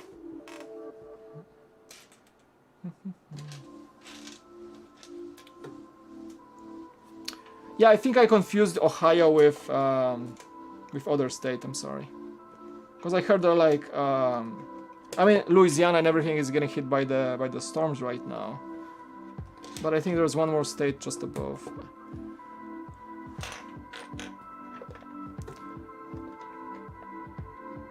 Oh, Dan, your wife and son. He's 5. Awesome. Say hi. Dan's family, thank you so much for the dono, and you guys are awesome. Like, you guys are watching my stuff with your family. That's amazing. I mean, like, wow. My girls, I have a 7-year-old daughter, and a second daughter is 3 years old. So that's sometimes those are the kiddos that you can hear in the background, just like playing next to the door of my bedroom when I stream. There we go. Thanks for a big love from your family. I hope you guys are doing well. Appreciate it. So so cool to have like people coming from all over the place and just giving some good vibes, you know.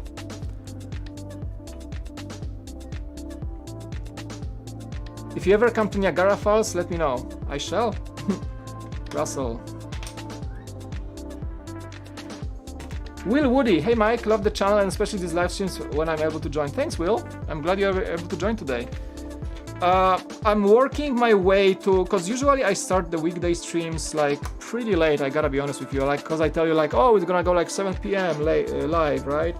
I mean, right now it's almost 8 p.m. But I'm gonna try to at least slightly modify my schedule, maybe here and there, to maybe begin like 6-ish p.m., maybe 5:30.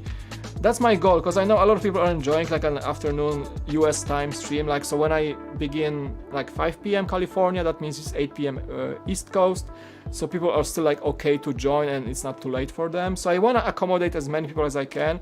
I have like about 77 to 80% viewers from the US on my channel. So I think it's the best I can do to at least make it more enjoyable for you guys, is to stream at the times where it's not too late for you. Like, I know when I start a stream like 7 p.m, it's also, you know, like 10 p.m. East Coast, and people really should go to sleep at this point. So I don't want to like steal your time, honestly, and I know that's an issue with me, because I can't stream during the day. I have a, you know, day job.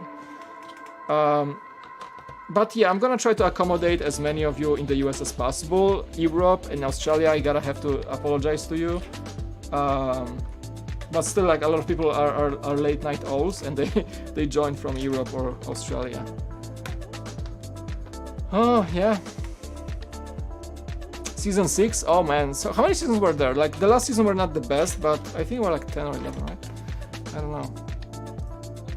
It's time for me to study now. Enjoy the stream. See you guys tomorrow. Hey, Vivid, thanks for joining. And yeah, I'm gonna be here tomorrow about the same time, hopefully. Just follow me on social media. Everything is up there on that bar below, above the screen. So you guys can follow me. I usually post Facebook, I post Twitter. Sometimes I do like a quick Instagram snap to just tell people that I'm streaming. But usually it's Facebook and Twitter when I announce. So you guys can hang out on my socials and just I let everybody know.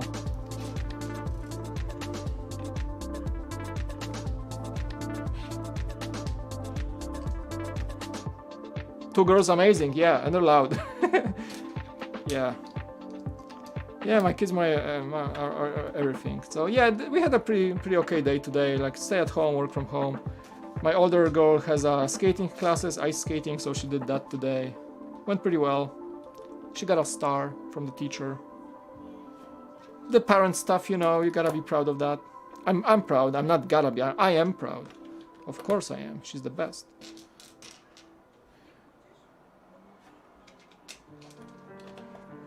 That bar will be awesome. I can tell that. Oh, it's noon. I keep forgetting you guys in Australia are like midday right now. Like, Europe is late night, but Australia, of course, other part of the globe, yeah. You guys are basically midday. I'm sorry.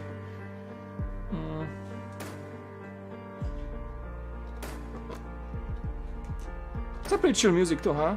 It's called gaming music, but kind of like a chill gaming. When you play like some sort of like a maybe City Builder or Factorio, seems like a good music for that. You guys have any good streamers on Twitch you watch lately, like where you work or stuff like that? I can recommend one streamer, on top of like Bricks O'Brien, amazing guy, and Brick and Nick, another amazing guy if you're into Lego streamers. But gaming streamers, when it comes to gaming streamers, I gotta give shout out to people who really help me chill out when I work at night, and that would be Grabby, former Warcraft 3 pro player. I've been following him for years. I even worked for an esports team as an editor of articles back in like 2006, I think, when he was like there. But he's like a former esports player playing Warcraft 3, and he's still streaming on Twitch. Really cool streams, very good vibes, excellent player. Grabby, Manuel Schenknitzen. So follow Grabby on Twitch. And second streamer I've been watching lately, that's also pretty chill dude, very funny, plays StarCraft 2 and other cool games like Rocket League or RPG games or even Factorio, and that's Winter Gaming. Winter, he's a bit like NSFW kind of sometimes, but it's pretty funny, and he has pretty good content. He streams like 10 hours a day, and he's always streaming at night, so I'm always catch him when I'm working on the edits late at night, and that's like the only streamer at night I can find that's really entertaining as well. And of course, Dr. Disrespect on YouTube, because this guy is a legend. Okay. So stream recommendations, you can throw them in the chat. Any good streamers I should check out?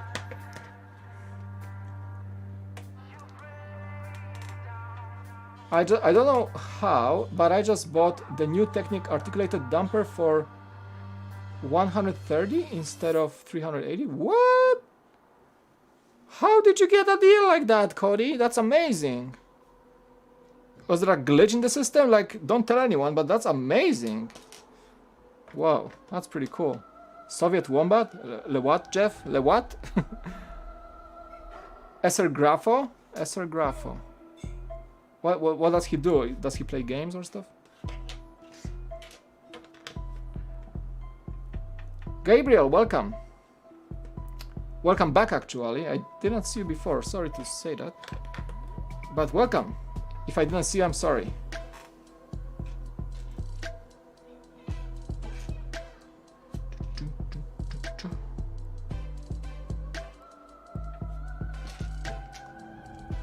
That's like a creepy music. Still cool beat. Pretty cool beat.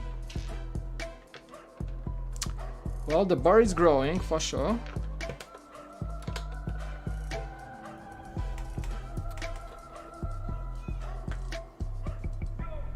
Oh, okay, Jeff, I see you. Soviet Wombat, okay. I see that. Funny streamer. I was like, what are you talking about? I just asked about streamers, and you throw a streamer name, and I'm asked, what are you talking about? I'm so stupid, I'm sorry.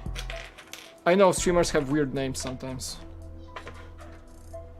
Yeah, but you guys should check out Winter Gaming. It's really entertaining stream overall. Very chilling too. He has like 2 series. He plays StarCraft 2. I don't play StarCraft, but I know the game quite well. And he either casts, you know, games, he plays himself, but the cool 2 things he does is he does Angry Coach, when people just send him donations and he looks at their replays, and in a very NSFW manner he coaches them, and it's the funniest thing ever.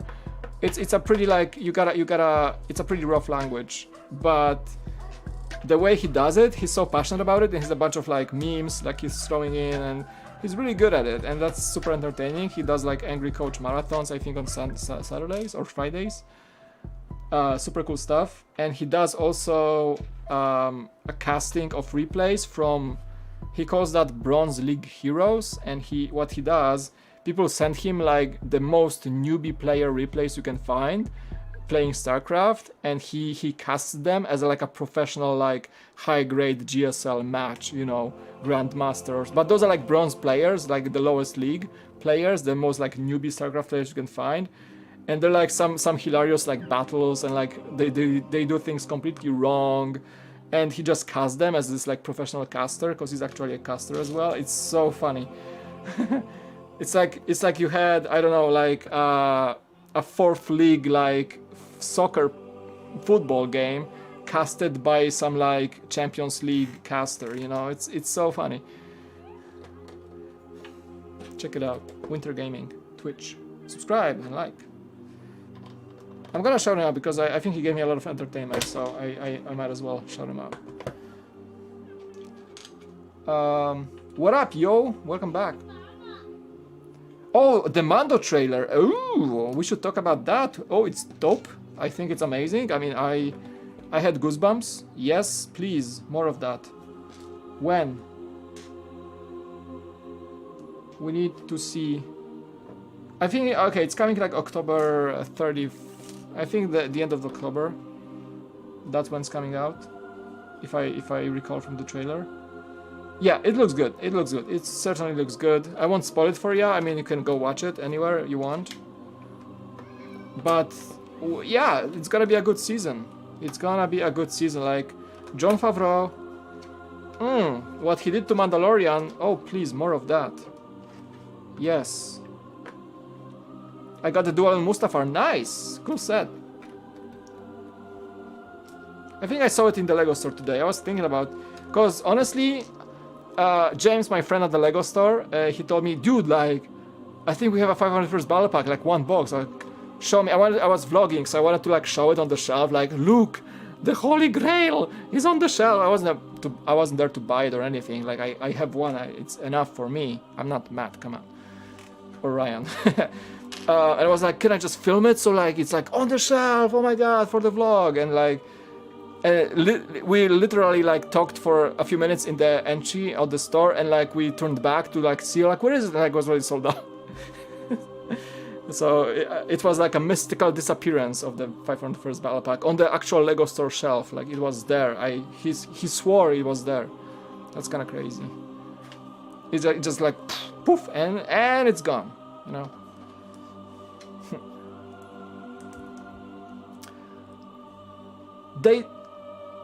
Are the prices official, like live? Cause like Sony had this event today and they showed a bunch of games, but I did not know they showed the prices. Did they? Or is that another leak? What is it? I hope it's about time. I mean, come on, Sony, what's up with that? Like, we've been waiting for those prices for such a long time. Opening the bag here. How much is the PS5? Come on, tell me. October 30th, yes. Alright guys, hear me out. UCS Peach's Castle from Super Mario 64. John, I think you and Brian Saviano are the guys that want to make it happen the most, probably. No, that would be cool though. I wouldn't be surprised if Nintendo really goes with something more grandeur than the NES set. I think we're gonna get something like that. It's gonna be pretty cool actually. Oh, so they officially shown the price. I gotta check Twitter after that. Yeah, I'm gonna catch on all the news today. I don't think it contains any spoilers from Season 1, but if you did not watch Season 1, I would still do not watch the second season trailer, because yeah, there are connections.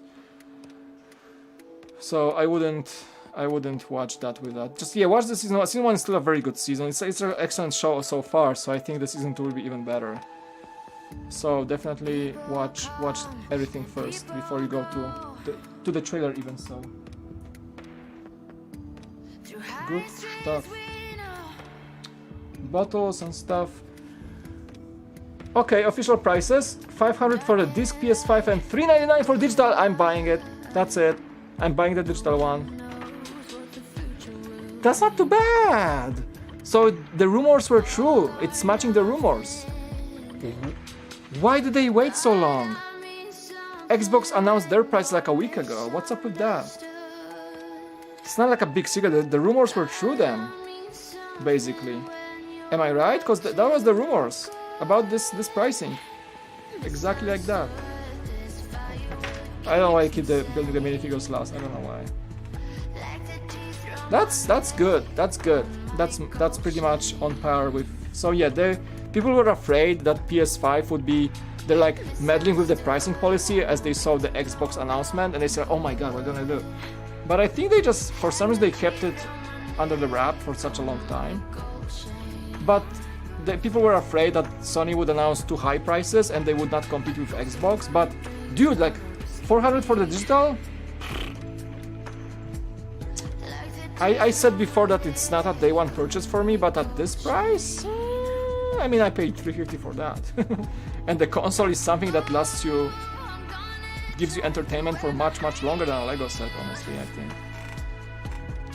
I would say my PS4, when I purchased this, like, 4 years ago, was like the best entertainment-based investment ever. Because that console just keeps going and keeps having awesome games. And, for one single price of, I paid like, what, $300? For a new one, limited edition, like Darth Vader printing on it. I bought it with a Star Wars Battlefront 2 bundle, so I got the exclusive cool little colorway with Vader on it. But still, like, that plus the fact that I buy all my games on discounts or PlayStation Store discounts, this is like the cheapest entertainment system you can find for the performance, honestly. So PS5 at $400 is a no-brainer. Pretty much. Man, I think Christmas... But are they keeping the fact that... Did they say that they're gonna make it like invite-only purchase as a pre-order? Is that a thing? I hope not, because I'm not in the Cool Kids Club to get invited for a PS5 purchase. Unless they're done some other way. Maybe those are only rumors, I have no clue. I have no clue. Building the bar. Dude, that's gonna be so awesome.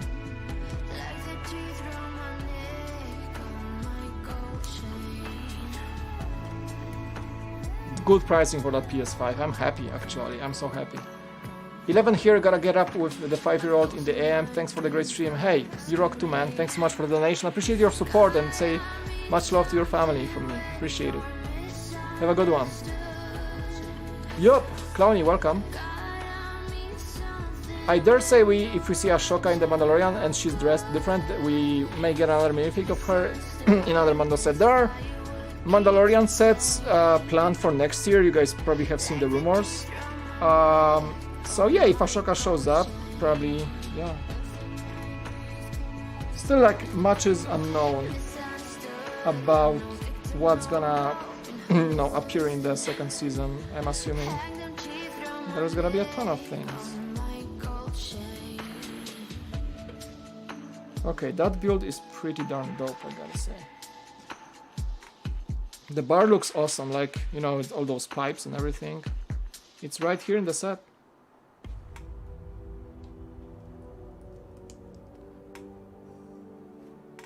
Hey Matt, what's up, dude?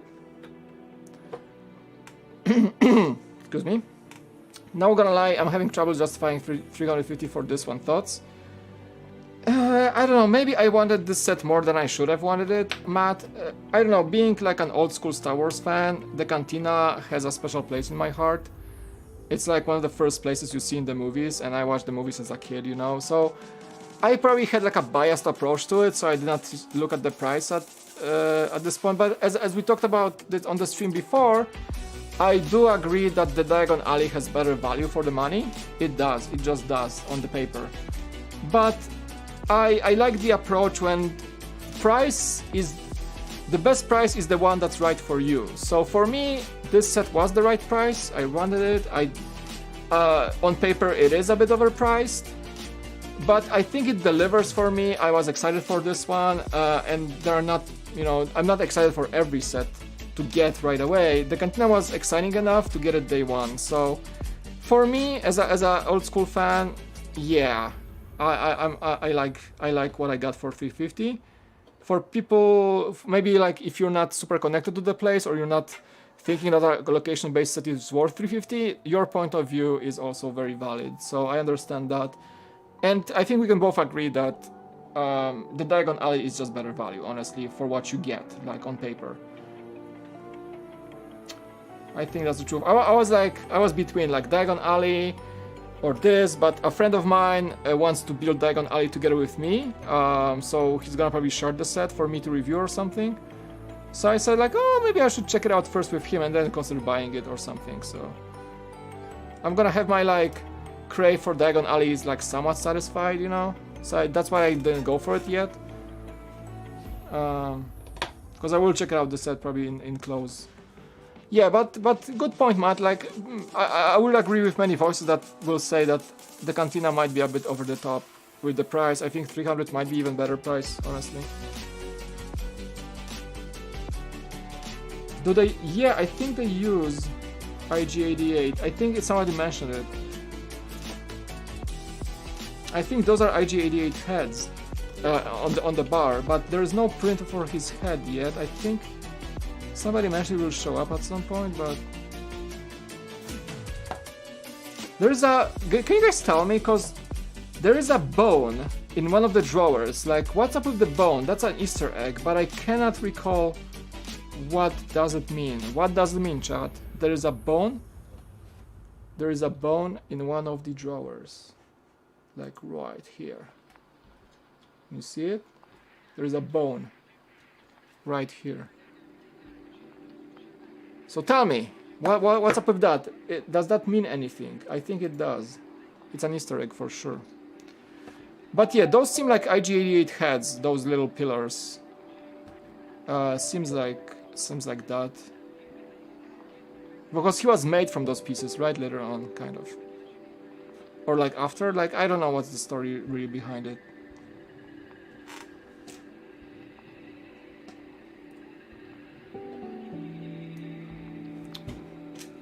Man, the chat is on fire today. So many questions. Thank you, guys.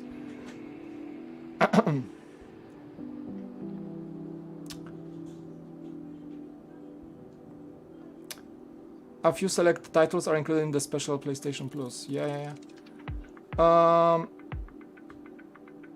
If you're looking for some relaxing music for the stream, I recommend Live Kirby Music Radio. John, yeah, I would appreciate all the recommendations, but the thing is, I'm on YouTube, monetized and everything, so I'm keeping all my music royalty free.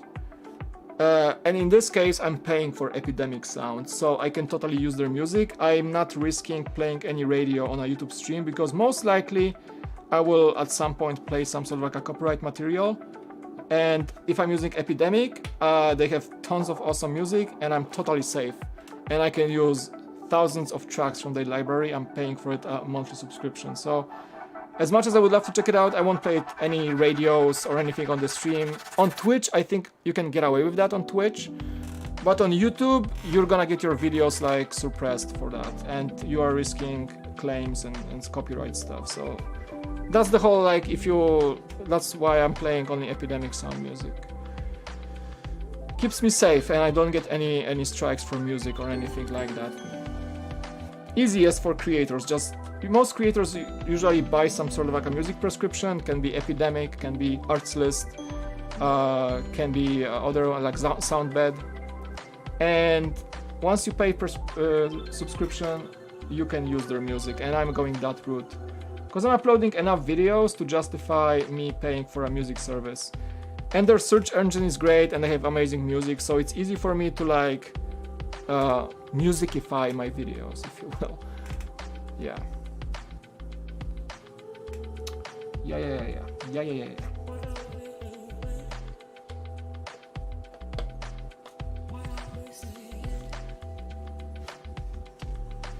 Oh, there you go. Some of the Cantina's bar shiny metallic parts were reused from droid parts, the IG-88 heads.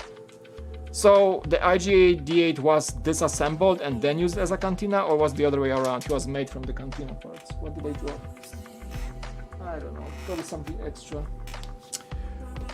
Those are all the extra pieces, by the way, because all the small things were here, so I'm just gonna get those off the table.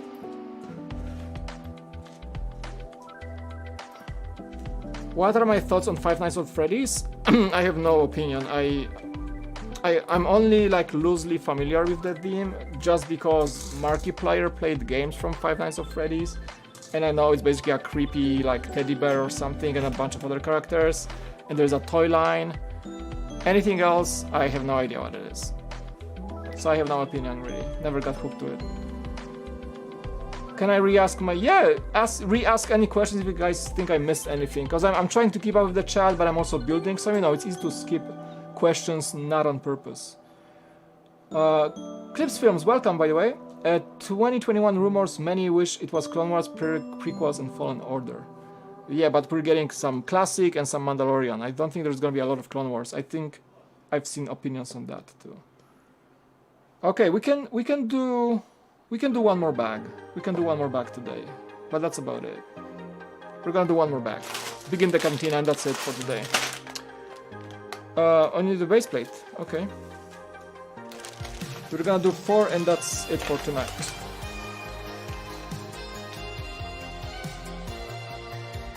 Security breach again. You know what? I gotta tell you, like, I have a few lores or shows that I like. I'm not really into a lot of popular things or more niche things. Honestly, just like a quick explanation is that I work most, I have a family life and stuff like that, so I don't really have time to really get into like fandoms or things that I missed out on when I was younger. I usually rely on things that I enjoyed when I was a bit younger. So I come back to older themes shows. I'm still a Star Wars fan, which is very like generic, of course. But I'm not getting into anything beyond that, any like shows that, if I skipped any show in the past, I most likely will not get to it right now, just because of the lack of time and my priorities. When I don't wanna like binge watch TV too much, so I mostly spend my time editing and thinking about the channel, and that's my hobby, that's my passion too. So that's why I don't recognize a lot of the shows people are into, or lores or anything like that. Yeah. Last bag for today, but we're coming back tomorrow with the stream. I think 4 bags for one night is okay. Again, I'm not rushing this set, I'm just hanging out there. Really wanna explore the set as I go. It's like one of my biggest purchases this year. So if I pay that much money, I'm not rushing it. Okay?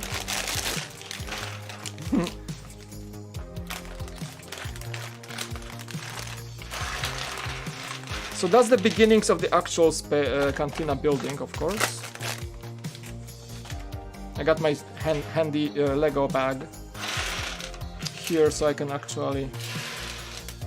Okay, we're gonna put it central. Perfect.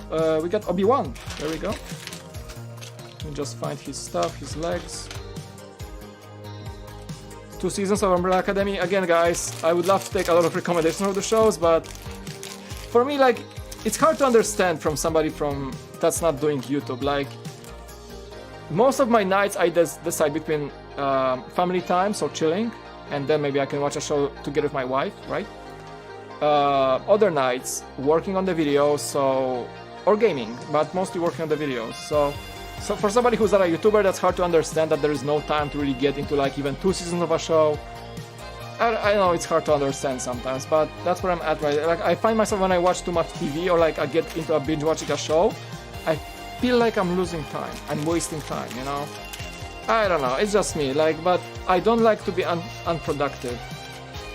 Even though that work I mentioned is towards my own hobby, my goal is to really grow this channel. So if I say I skip a few weekends of my life watching some show where I could have been making videos, I feel bad about myself, and I could have been making videos, you know?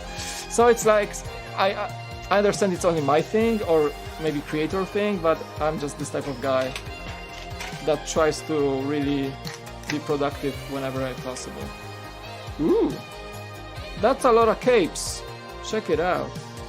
Oh, I like the new box. Does it have? Is that like a Lego brick? Studs? Huh? Pretty cool. New box design. Easier to open. No more of those like perforated paper. So thank you, Lego. That's a cool little upgrade. Yeah, I think everybody should focus on what matters to them, right? I mean, I'm not bashing anyone, obviously, for having passion in watching new TV shows or getting into certain series. That's like each to their own. The way you want to spend your time is your... That's a weird music. Is your decision.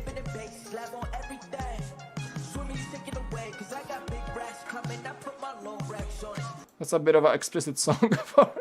It even says explicit, so I don't play that. I don't want to get demonetized or anything. It's like some sort of...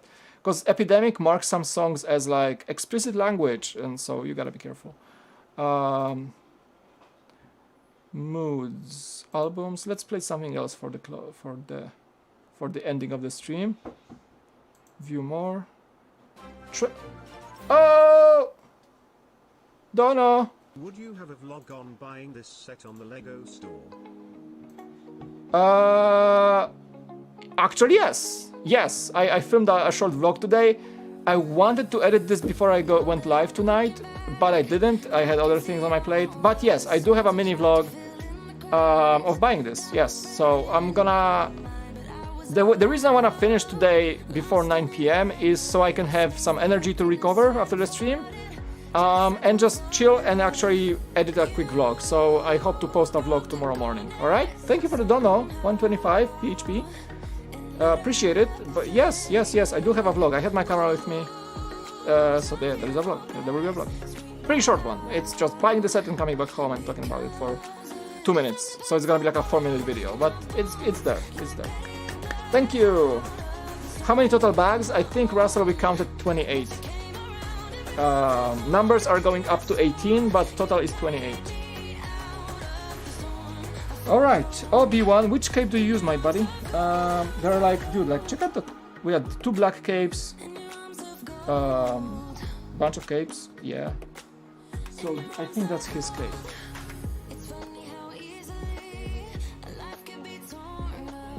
That's a cool beat, I like this beat. See? Fun new music. Nice vocals. And where's the hood? Okay, so this one is the newest version of the hood. The hood. Good stuff. I think LEGO needs to make Galactic Marines for episode 3. It's just the Skywalker saga would only have some clones and the LEGO has made some Legends battalion. Yeah, good point.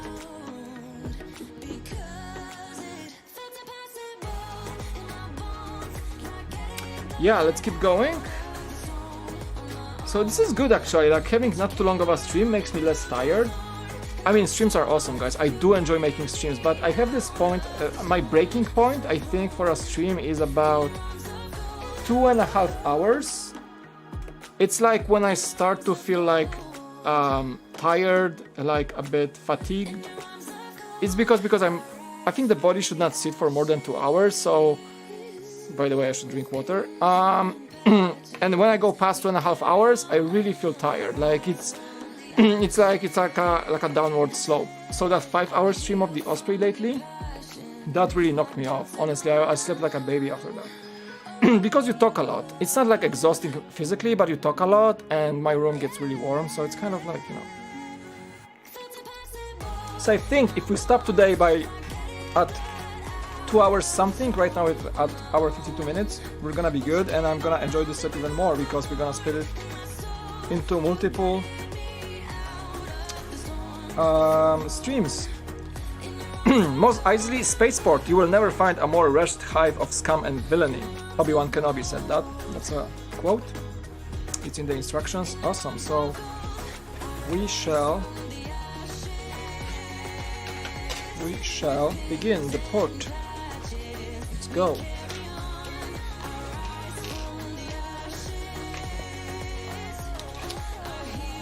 Caleb! What's up, dude? How you doing? That's basically my coworker. LEGO fans unite, am I right? So yeah, we work together like on my day job, actually. And Caleb is a fan as well, a LEGO fan. So, dude, did you get the Cantina today? He's also a Star Wars collector, so that's pretty awesome to see him. First time I'm seeing you on my stream. Welcome to my channel, which I do after hours. When I'm not at, you know, our work stuff. How you doing? Hey everyone. Introducing Caleb, everyone. Big question is, did you get the Cantina? Did you get it?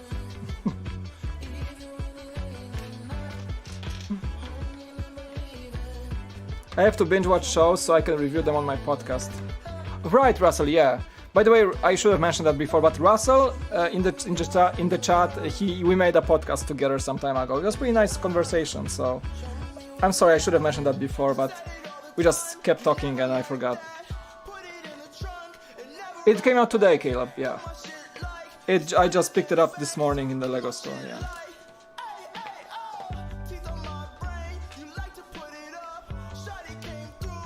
I just picked it. It was a quick buy. Another explicit song. Oh, there are like 3 explicit songs in this one. I gotta keep it real, guys. It's a family-friendly channel, so sometimes those songs are kind of weird. I think I'm gonna change that playlist. Let's play maybe this one.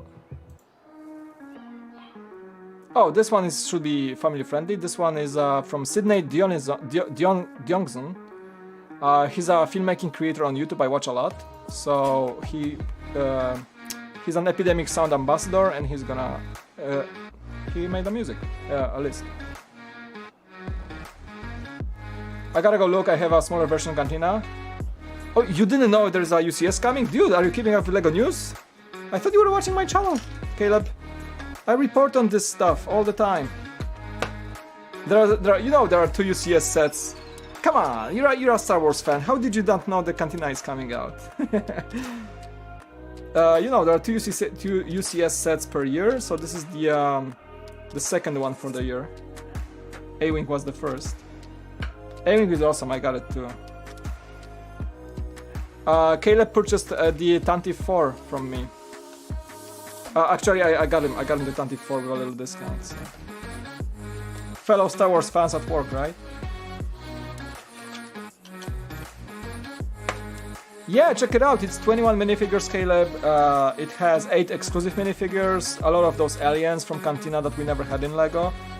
I had a full video. If you wanna watch on the news, just click my channel, you're gonna see it. I posted this some time ago. But yeah, 21 minifigures, the same as the Cloud City set, right? The previous UCS. And good stuff. It has a dewback. We have a kind of an updated mold for the dewback. I think is the mold. I gotta check that, but I think it's updated. I cannot confirm nor deny right now. But yeah, good stuff. It's like it was a must-have for me, Caleb. How have you been in that pandemic, man? We all work from home, right? Am I right? I hope you're holding up well, dude. Building some Lego with your kiddos. That's what I do when I'm stressed.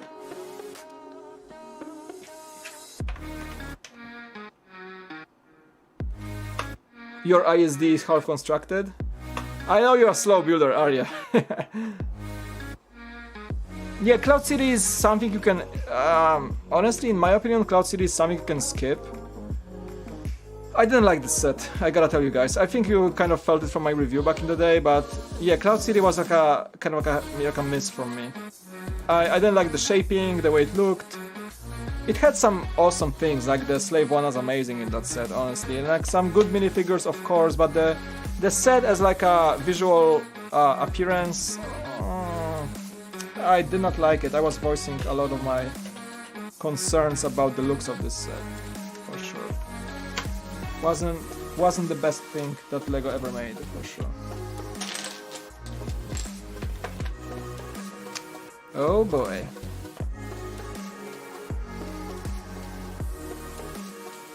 Hasn't moved since pandemic, I know. I know, dude, same here, same here. Just winging it. Doing awesome stuff at work. Tomorrow is a big day, actually. Probably you know that. Yeah, good to have you. I didn't know you're hanging out here in the streams. Like, I think it's the first time you joined. But yeah, Lego in the pandemic is a essential good for sure. At least for me. Keeps me sane.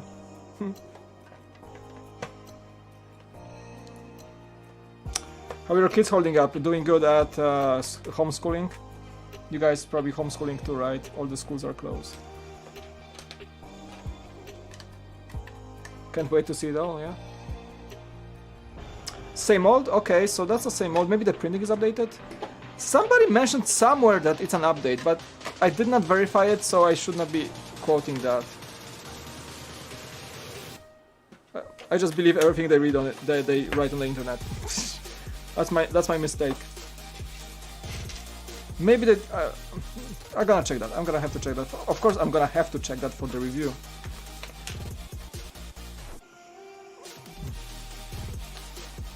You have daycare?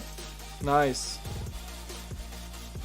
I kind of moved my kid away from daycare for now to just split with my wife just to save some extra money, but yeah, we're handling this well. It was a small daycare.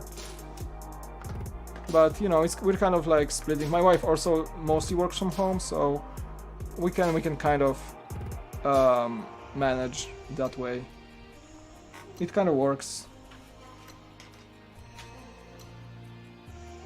Oh, one more 1x2. Paparipatu.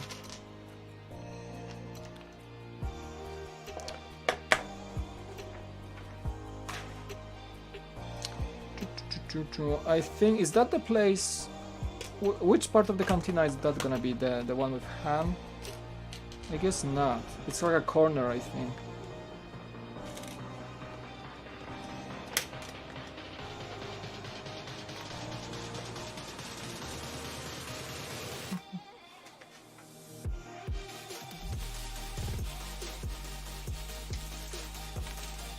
Okay.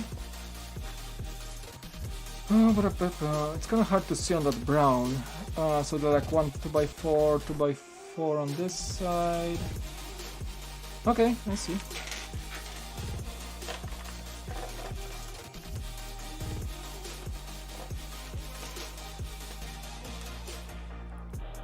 Send them to Wendy. Yeah, maybe. The printing might be different, okay. Yeah, I'm gonna check that, but I think you're right. Yeah, I heard about Sesame Street. I mean, of course it's accepted into the ideas, right? So, but I keep hearing rumors that there are leaks. The only thing I seen was Bert and Ernie or Elmo minifigures, so we can confirm the new molds for LEGO Ideas for the first time. Good stuff. I mean, can't wait. I think the announcement will be imminent, and I think that will be coming out probably. Did they ever release like a December Ideas set? I think sometimes they may do it. So if the Sesame Street doesn't come out like this December or something for Christmas season, I would assume it's gonna be like early January or something. I think it's gonna be announced soon-ish, cause it's been in development for many months now. And since the leaks are happening, I'm saying that it's imminent. Because that means, you know, people are getting hands on that stuff to take pictures, so that may be very soon. Mando Season 2, am I right? Am I right? Yeah, I saw the trailer today. Pretty stoked, dude. I cancelled my Disney Plus just to wait for Mando. I didn't watch anything else on Disney Plus, honestly, but yeah, I'm gonna renew it for Mandalorian and then probably cancel again. Trying to cut down on those subscriptions.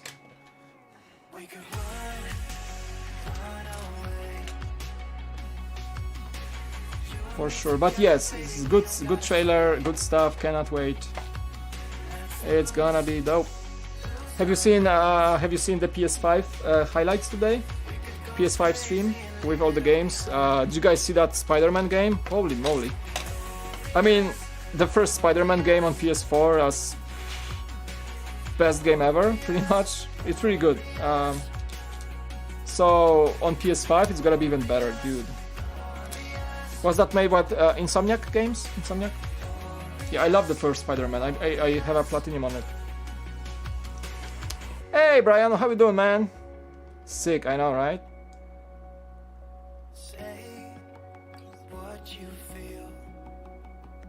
It contains new modes for Elmo, Cookie Monster, and Bird.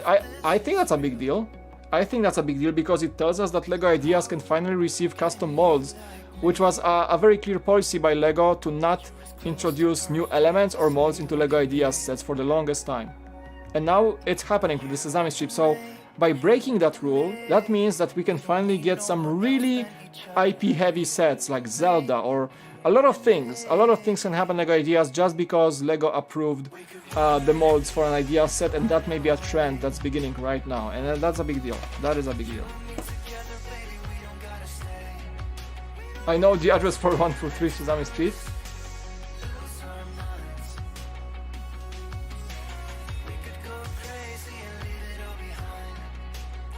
I'm sorry, Brian, I did not join your stream today. I was busy. Don't come at me. I will join your next stream. You know I join when I can, right? You know that. Where are we at? I need a second white mug, please. Thank you.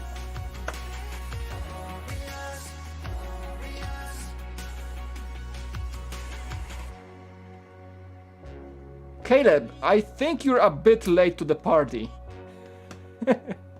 We have Nintendo Lego, dude. Just as of now, there's a Super... Caleb.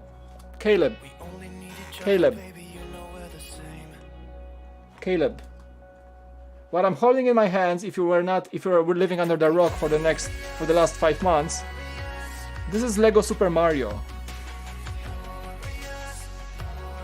Oh, sorry, it doesn't have batteries right now because I use them somewhere else, but we got Lego Super Mario sets.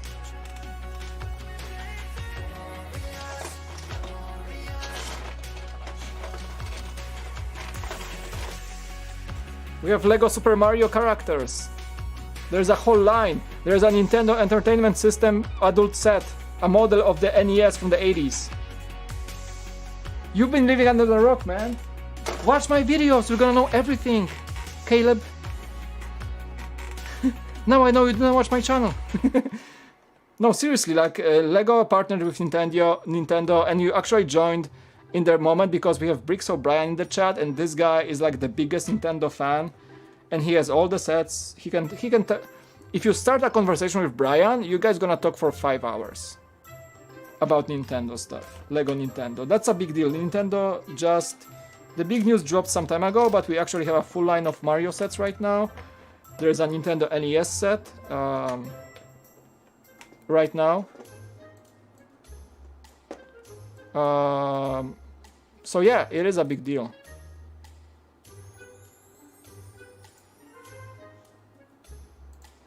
Let me just show you.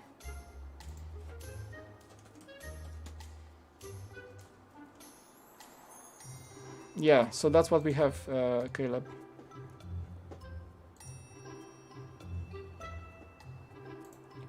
That's a set now. That's on the shelves right now. It came out like a month or one and a half months ago. It's basically a full-on classic NES system with a pad and a cartridge and an actual TV. You can actually roll the TV, and the Mario level plays out. There it is. And there is also Super Mario. So there's a lot of things that came out while you were sleeping somewhere. I don't know. Yeah. You got Adventures with Mario. Just like this, the Mario basically is a Bluetooth minifigure that jumps on things. There are like scannable codes, you get coins. There's a lot of... I'm not gonna get into it right now, but it's a big deal in the community right now. Alright? So now you know. Okay, let's get back to building. So now you know.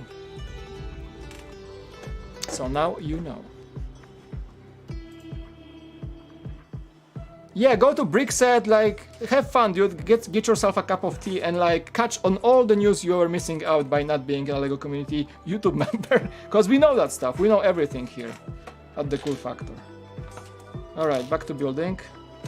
It's funny because, again, Caleb is my friend who is into LEGO, but I think he didn't know that stuff. So it's fun to see like people that have no clue what's happening in the LEGO world right now, even though he's a collector. He collects Lego too. So, dude, you must have been busy. I'm not blaming you or anything. I'm just saying there's a lot of things over from the last month. And yeah, and funny enough, Lego sent me, thanks to Beyond the Brick and Brian here a bit, Lego sent me the Bowser's Castle set and the Mario Starter Course, so I did check that out and I do like it. My kids destroyed it basically. I had to rebuild all of that. But yeah, it's a blast. It's a really cool, very cool theme overall, very innovative. So in case you don't know, because you just told me you don't know.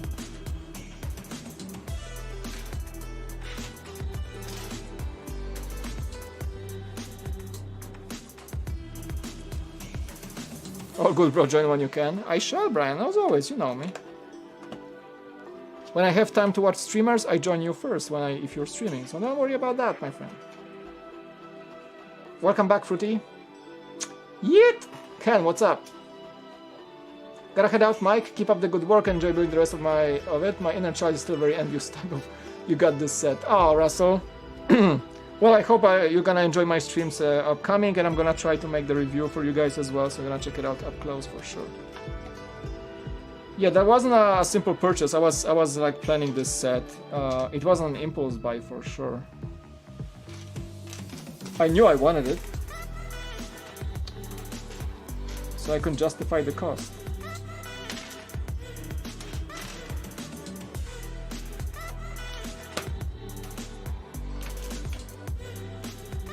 LOL, Caleb.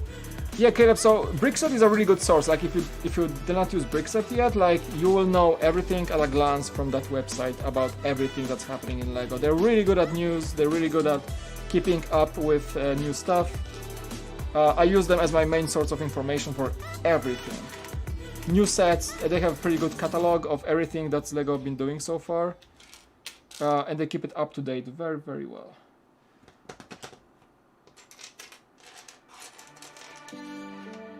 Alright, just kind of get closer to finishing this bag and call it a day, but I'm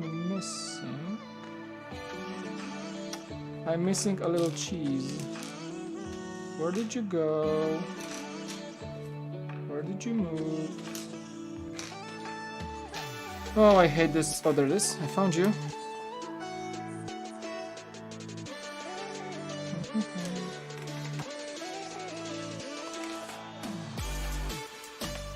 Nebulon B next to CS. I mean, there was a vote. People were able to vote on Nebulon B, but in the end, the Republic gunship won. The Nebulon B was second place, and the third place in voting was TIE Bomber. So I think Nebulon B will happen at some point. I was voting for Nebulon B as well, pretty much, and I want this set. But I think the gunship will be the first set to come out. But LEGO specifically said that they saw the votes for Nebulon B, and that's a set never made in LEGO, honestly, officially. So I'm assuming it's gonna happen in some distant future, which I'm gonna be looking forward to very much. Thank you so much. I would love to see Nebulon B. But yeah, we're getting the gunship as one of the big sets next year sometime, most likely.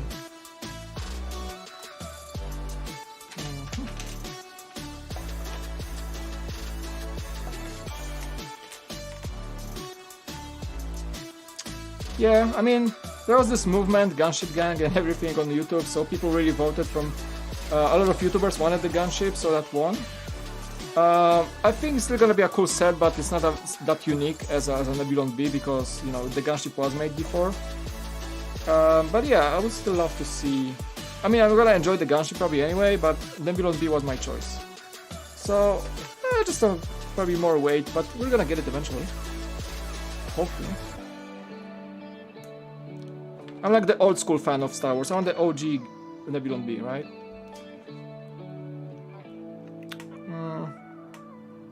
Would you mind doing a size comparison of the speeder versus Luke speeder if you have one? Again, I do not have Luke speeder. Like, I don't have a lot of small Star Wars sets, honestly. I'm very selective with my purchases, and when I buy something, it's usually the big stuff. I don't really buy smaller sets unless they're like super good. The speeder was not on my radar, honestly. So I cannot make the comparison. I'm not like... I don't have a huge collection of LEGO Star Wars, honestly. Maybe if I can borrow it from somebody, then yeah. On Brick and Nick stream, earlier we were talking about someone who said it would be cool if LEGO made a brick that would play the Cantina music or something. Yeah, that'd be pretty cool. Like that piano, like a app connection, right? Like you place, like Mario, you place it and like play something, yeah. That would be cool. I mean, LEGO is going into that interactive stuff lately more, so I wouldn't be surprised, you know, they have the app, the Control Plus in Technic and everything. So that might happen actually, at some point in time.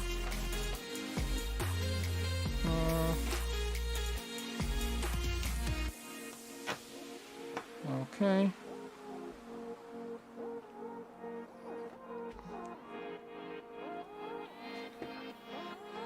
I think that's it for this step. I gotta pay attention to not miss anything. Right? I think that is it. Okay. Oh, cool, like the... I forgot that the tables in Cantina are like some old ship parts. It kind of like shows. Those are just like the wheel rims. Kind of works, right? Works very well, actually. Very, very cute. And very accurate too, the Cantina. But how does... If those are like filled in the middle, how does Han shot? Because Han was hiding his blaster under the table, right?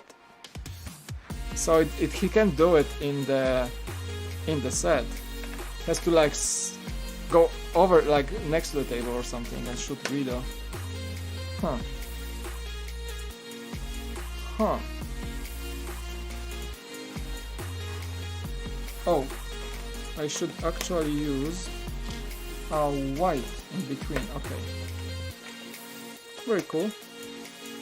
I can see somebody doing a custom lighting set for this kit, like the light my bricks, guys, like they do, you know, lighting kits for sets, and I could totally see them doing like a little LED light to illuminate those little lamps on the tables. And there's like multiples of them, so that's gonna be a perfect lighting setup for Cantina. Mark my words, one of these companies will make a lighting setup that will make the tables lamps glow. Mark my words. Mark my words. That's gonna totally happen. This is too iconic of a set, and someone will make a lighting kit for it.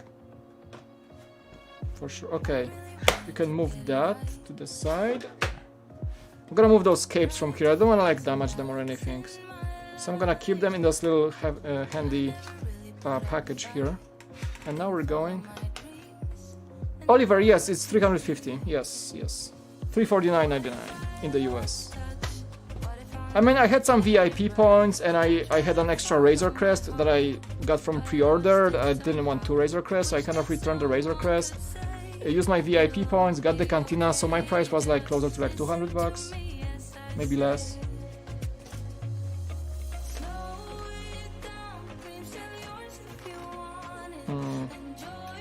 But yeah, I used most of my VIP points on this one. Still like, you know, I gotta use them for something. And welcome to the stream. Also, hi, it's been a while since I've been on the stream. I don't recognize you being in the late stream, so thank you so much for joining. Yeah, I appreciate it. Target Australia has 20% off Lego starting today. Does that include all the new stuff? Welcome, Whiskey, by the way. Thanks for joining again. Good to see you, man. Good to see you all.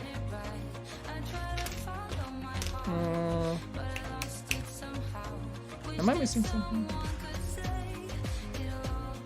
No, good. Nathan, I wish they made more of the gift with purchase lightsabers and the previous gift with purchase HP brickhead so that more people could have the chance to get it and would not have to pay ridiculous prices. I think that Hagrid should be available as a normal purchase. I really hope so, honestly. Like, what's the point of having such an awesome brickhead only available with Diagon Alley? Like, so many people will miss out on that. The Sabers as well. Sabers should be like a little gift center purchase, honestly. Like, I don't know if Lego's gonna keep it that way to not confuse all the people who buy it for the big sets. But you still get it kind of for free, so you're not paying the actual price of the set, you know? So I think the Lego can still do it, and it won't make a much of an uproar in the community. Like, come on, you still saved, like, you know, that lightsaber might cost you like, what, 10 bucks, right?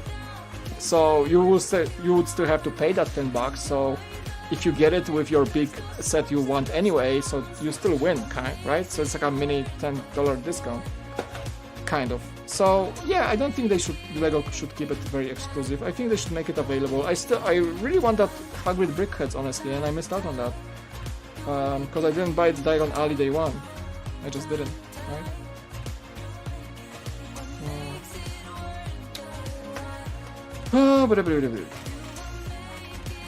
Oh, you got the Cantina 2 whiskey? Congrats, man.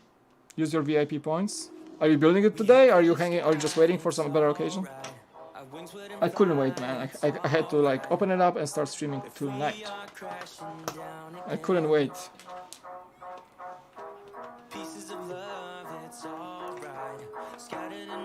Would you say Diagon Alley or the Cantina?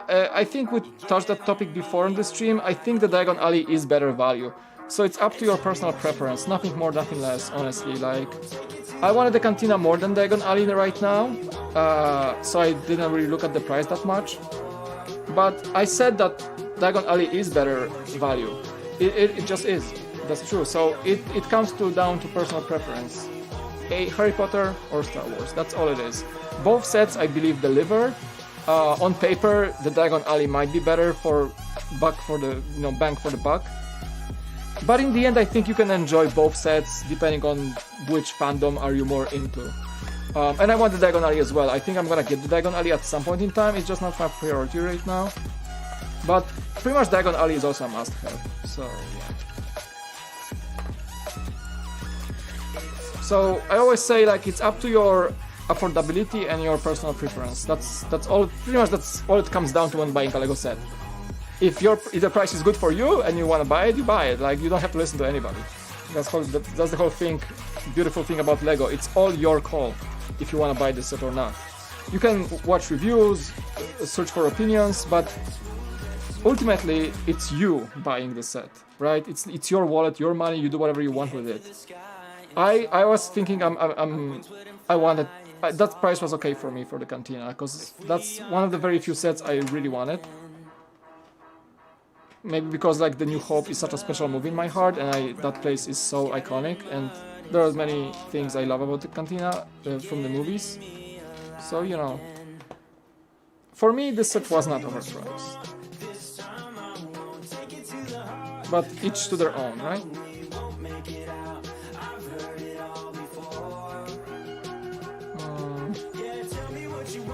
Firework.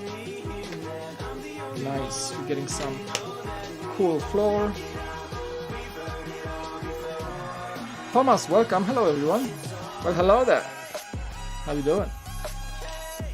Hello, hello, hello. Mateusz, cześć, witaj. Jak tam w Polsce? Późno u was, co? Zaraz kończę, wiesz, bo ostatnia, na dzisiaj to będzie końcówka już. Jutro wracamy do budowania.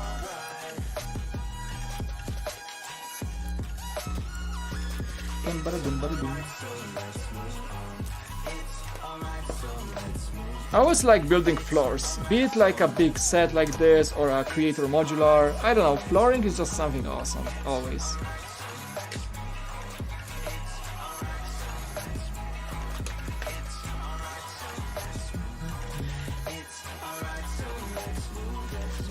Szósta rano? A, czyli już wstaliście. No dobra.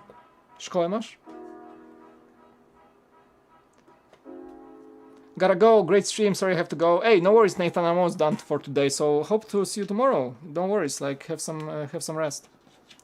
I'm always almost done, it's almost 9 p.m. I'm past my planned time anyway, but I wanted to at least start the building today, so I'm not tired or anything. I'm still gonna probably work on some video tonight, but this is gonna be a good moment to stop when I finish this floor.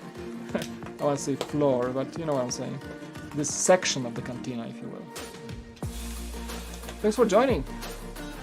No one is listening to me, but I really think a evaporator connects to Obi-Wan's hut. Huh. Like a new set? Like, or the existing set? What do you mean?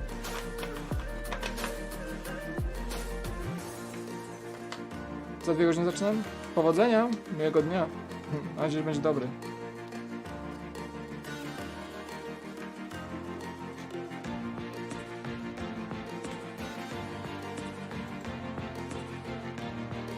Oh, Brian, he was just speaking Polish. It's okay. You don't have to time it out. Brian timed out Mateusz because he was speaking Polish. Hey, he didn't say anything wrong. He's just Polish. He said that he begins school in 2 hours. That's all he said. That is like 6 a.m. in the morning in Poland. And he was like timed out. Oh, I'm sorry. Brian doesn't understand Polish. Kind of funny. I cannot untime out you, so you're gonna have to wait. I'm sorry. Brian, we're gonna have a call after that. Oof. Oof. I want the sound. Oof. I gotta get the Stream Deck. I want the soundboard so bad so I can play like weird sounds when things like that, funny things happen. Like oof. You know. Look like gibberish. Well, thank you for calling my language gibberish. I appreciate it, Brian. Oh, that was funny.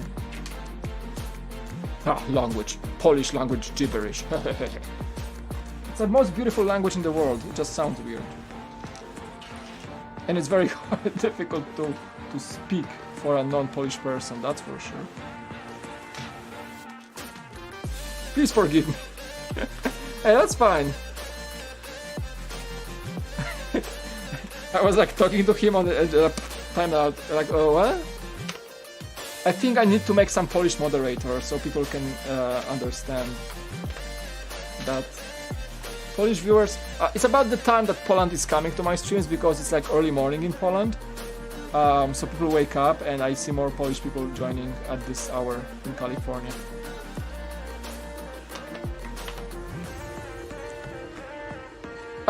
That's a good point, Brian. All language is gibberish. That's kind of true. Pretty much any language you don't understand is gibberish, right? Like, I thought Spanish was gibberish. Like, I live in San Diego, and there's like a lot of like, you know, ¿por qué Maria? And all this stuff. And ever since I started like learning Spanish a bit, it's not gibberish anymore, because I can kind of get it. Right? You just gotta learn stuff. I don't know. I kind of stopped learning my Spanish. I should come back to it. I kind of like zoned out and stopped. I don't know why.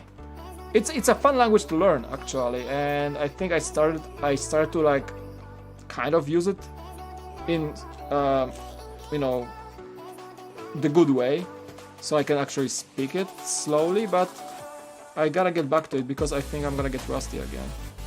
And I still don't know why I'm not speaking Spanish yet in San Diego. I should be. It's like half the people here speak Spanish. And if you go to a good taqueria and order good tacos, if you order in Spanish and you know what you really want, you can probably get the best tacos that way. Because the real taqueras are run by Spanish people here. And you know, sometimes they can make you a special order of tacos if you know what you're ordering, but yeah. You gotta order in Spanish. I thought it would be the basement of Obi-Wan's hut or something. Oh. Maybe, but it's on the box on the Obi-Wan's hut. You guys have some interesting theories, for sure. Alright, where are we at?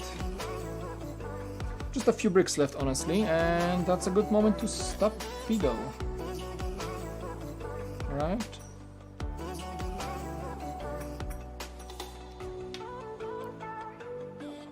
Oh, so this is where there's this like launch function for Greedo. Is that it? Is that their booth? I think so.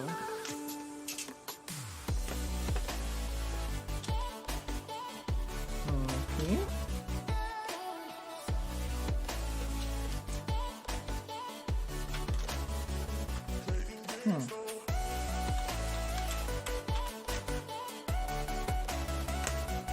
Interesting.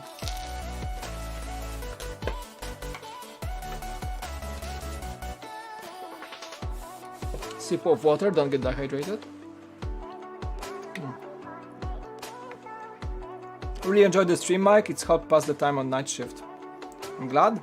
Happy that keeps you engaged and relaxed. So that's the whole shtick, that's the whole deal of my streams. I want to relax together with you guys and help you pass time in maybe some greedy tasks or anything like that.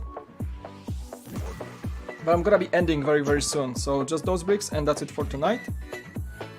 I think that is a good moment to not overdo yourself and just keep that energy going for the rest of the night, so I don't feel like tired like crazy. That's a cool music and it's not explicit, just checking. Okay. Whenever they sing, I'm like, is that explicit? Am I getting demonetized? Is something wrong with this song? Gotta be careful on Lego channel. Okay. Because I did get some warnings for like playing a song that had some words in it, well, at least one time. So I gotta pay attention now. I mean, nothing came out of it, but still.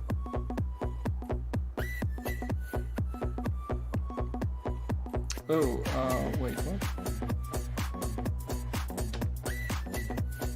It's a cool beat. It's a cool song, actually. I like it. Yep. Okay, everybody, where are we? So we're connecting the two floors. Gotcha. So just gonna reinforce that. We should be good.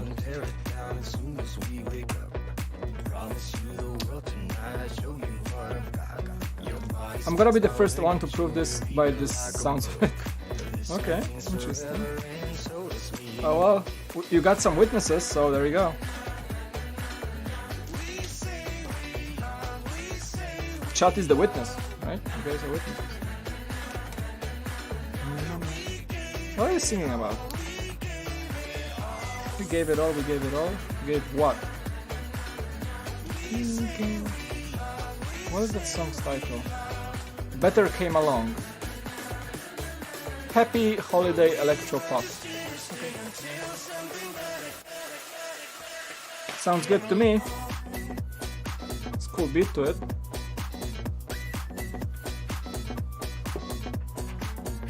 Righto. Okay.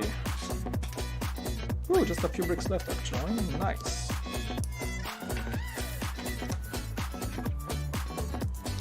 Ooh, we got a...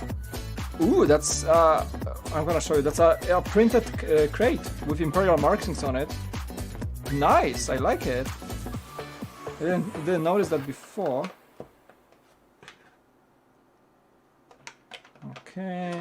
Man, those like cubicles are looking awesome. Okay, just some tables. Sorry, those are actually stools. And one goes...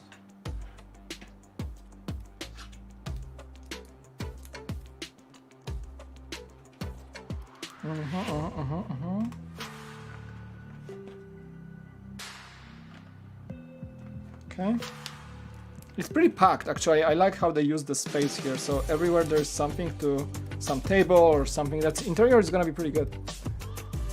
Nightman, thanks for the stream. Scott, thanks for joining. I'm almost there, so you're not missing out on anything if you disconnect now. Appreciate your time. Thank you. Yeah, we got the tables and just... Okay, so those are the like Imperial binoculars for a spy or something. Is that it? Is that where... Who was the spy there? That guy with that weird mask, right? Garindan, that's his name? Garidan, I think. Okay, done. That's bag number 4 done out of numbers up to 18. So, we got 28 bags in total.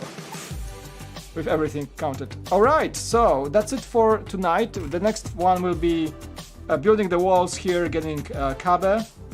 We can actually read his story right now. So Kabe is a member of the Chadra-fan species, bat-like sentients. He looks like that man-bat from DC, you guys remember that? He has, I think, the same ear mold.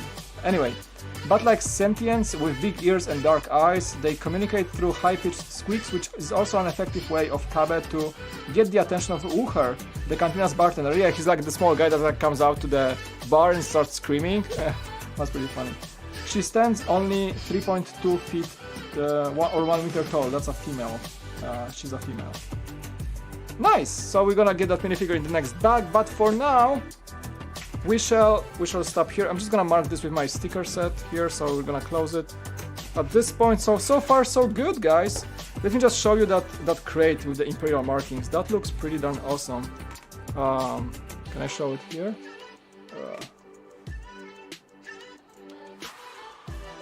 There we go. You can see it's gonna be out of focus if I get too close, but it has markings. It's Arabesh markings. There's an Imperial logo on one side, and we get white binoculars in that. So something I like. I would love to see. Looks cool though. Very cool. Awesome. And just like that, the music stopped. That was the last song. Yeah. Alright, guys, this is it for today. It's a great time to stop because I don't feel tired yet, and we've been going for about 2 hours 30 minutes, exactly as I was planning. Coming back tomorrow, I'm gonna let you know the time. Follow me on socials. You guys can hang out on my social media. It's just get that shot. And we have to correct that scroll. Anyway, social media are here below the camera this time. So Facebook, Twitter. I always announce my streams when I can. I'm gonna try to schedule during the day so that way I know what time we're gonna be able to stream. I'm aiming for like 6 p.m. same like today, hopefully. Yeah, and thanks for joining. Appreciate you guys. Let me just read those donuts once again because we had some amazing support tonight. We had On the Brain beginning with a $2 donation, and we have Nathan with a 150 Philippine pesos, followed up and again by 125 Philippine pesos. We had $10 from DMC Ines23. Thank you, dude, and much love to your family. And yeah, you guys are amazing. Thank you so much for your support. You're great. Have a good night. The Cantina is here. It doesn't look like I built much, but believe me, that speeder was kind of complex. I was surprised that it provides so much value for a little addition to the set. First time ever in a Lego set, V35 Soro Sub Speeder. In the 4 bags we have also the bar, which has IG88 elements to it, a lot of space to it, a lot of drinks from the Cantina, of course, the iconic tear-shaped design. We have the first section of the Cantina groundwork done. Looks pretty darn solid as well. We have a really cool Imperial crate marked on the floor, and 4 minifigures so far. Obi-Wan, that alien I keep forgetting the name of, Wuher, the bartender, and Luke is here as well. So far out of 21, so there are like 17 minifigures to go. Anyway, welcome. Thanks so much for joining. You guys are amazing. And we have the dewback was loose in the box, but it's still not built yet. You have a wonderful night or day, wherever you are. Poland, wonderful day. Australia, rest of the day. US, great night, right? And I'm gonna see you guys tomorrow. Thanks so much for joining. You're awesome. And well, talk soon. Bye.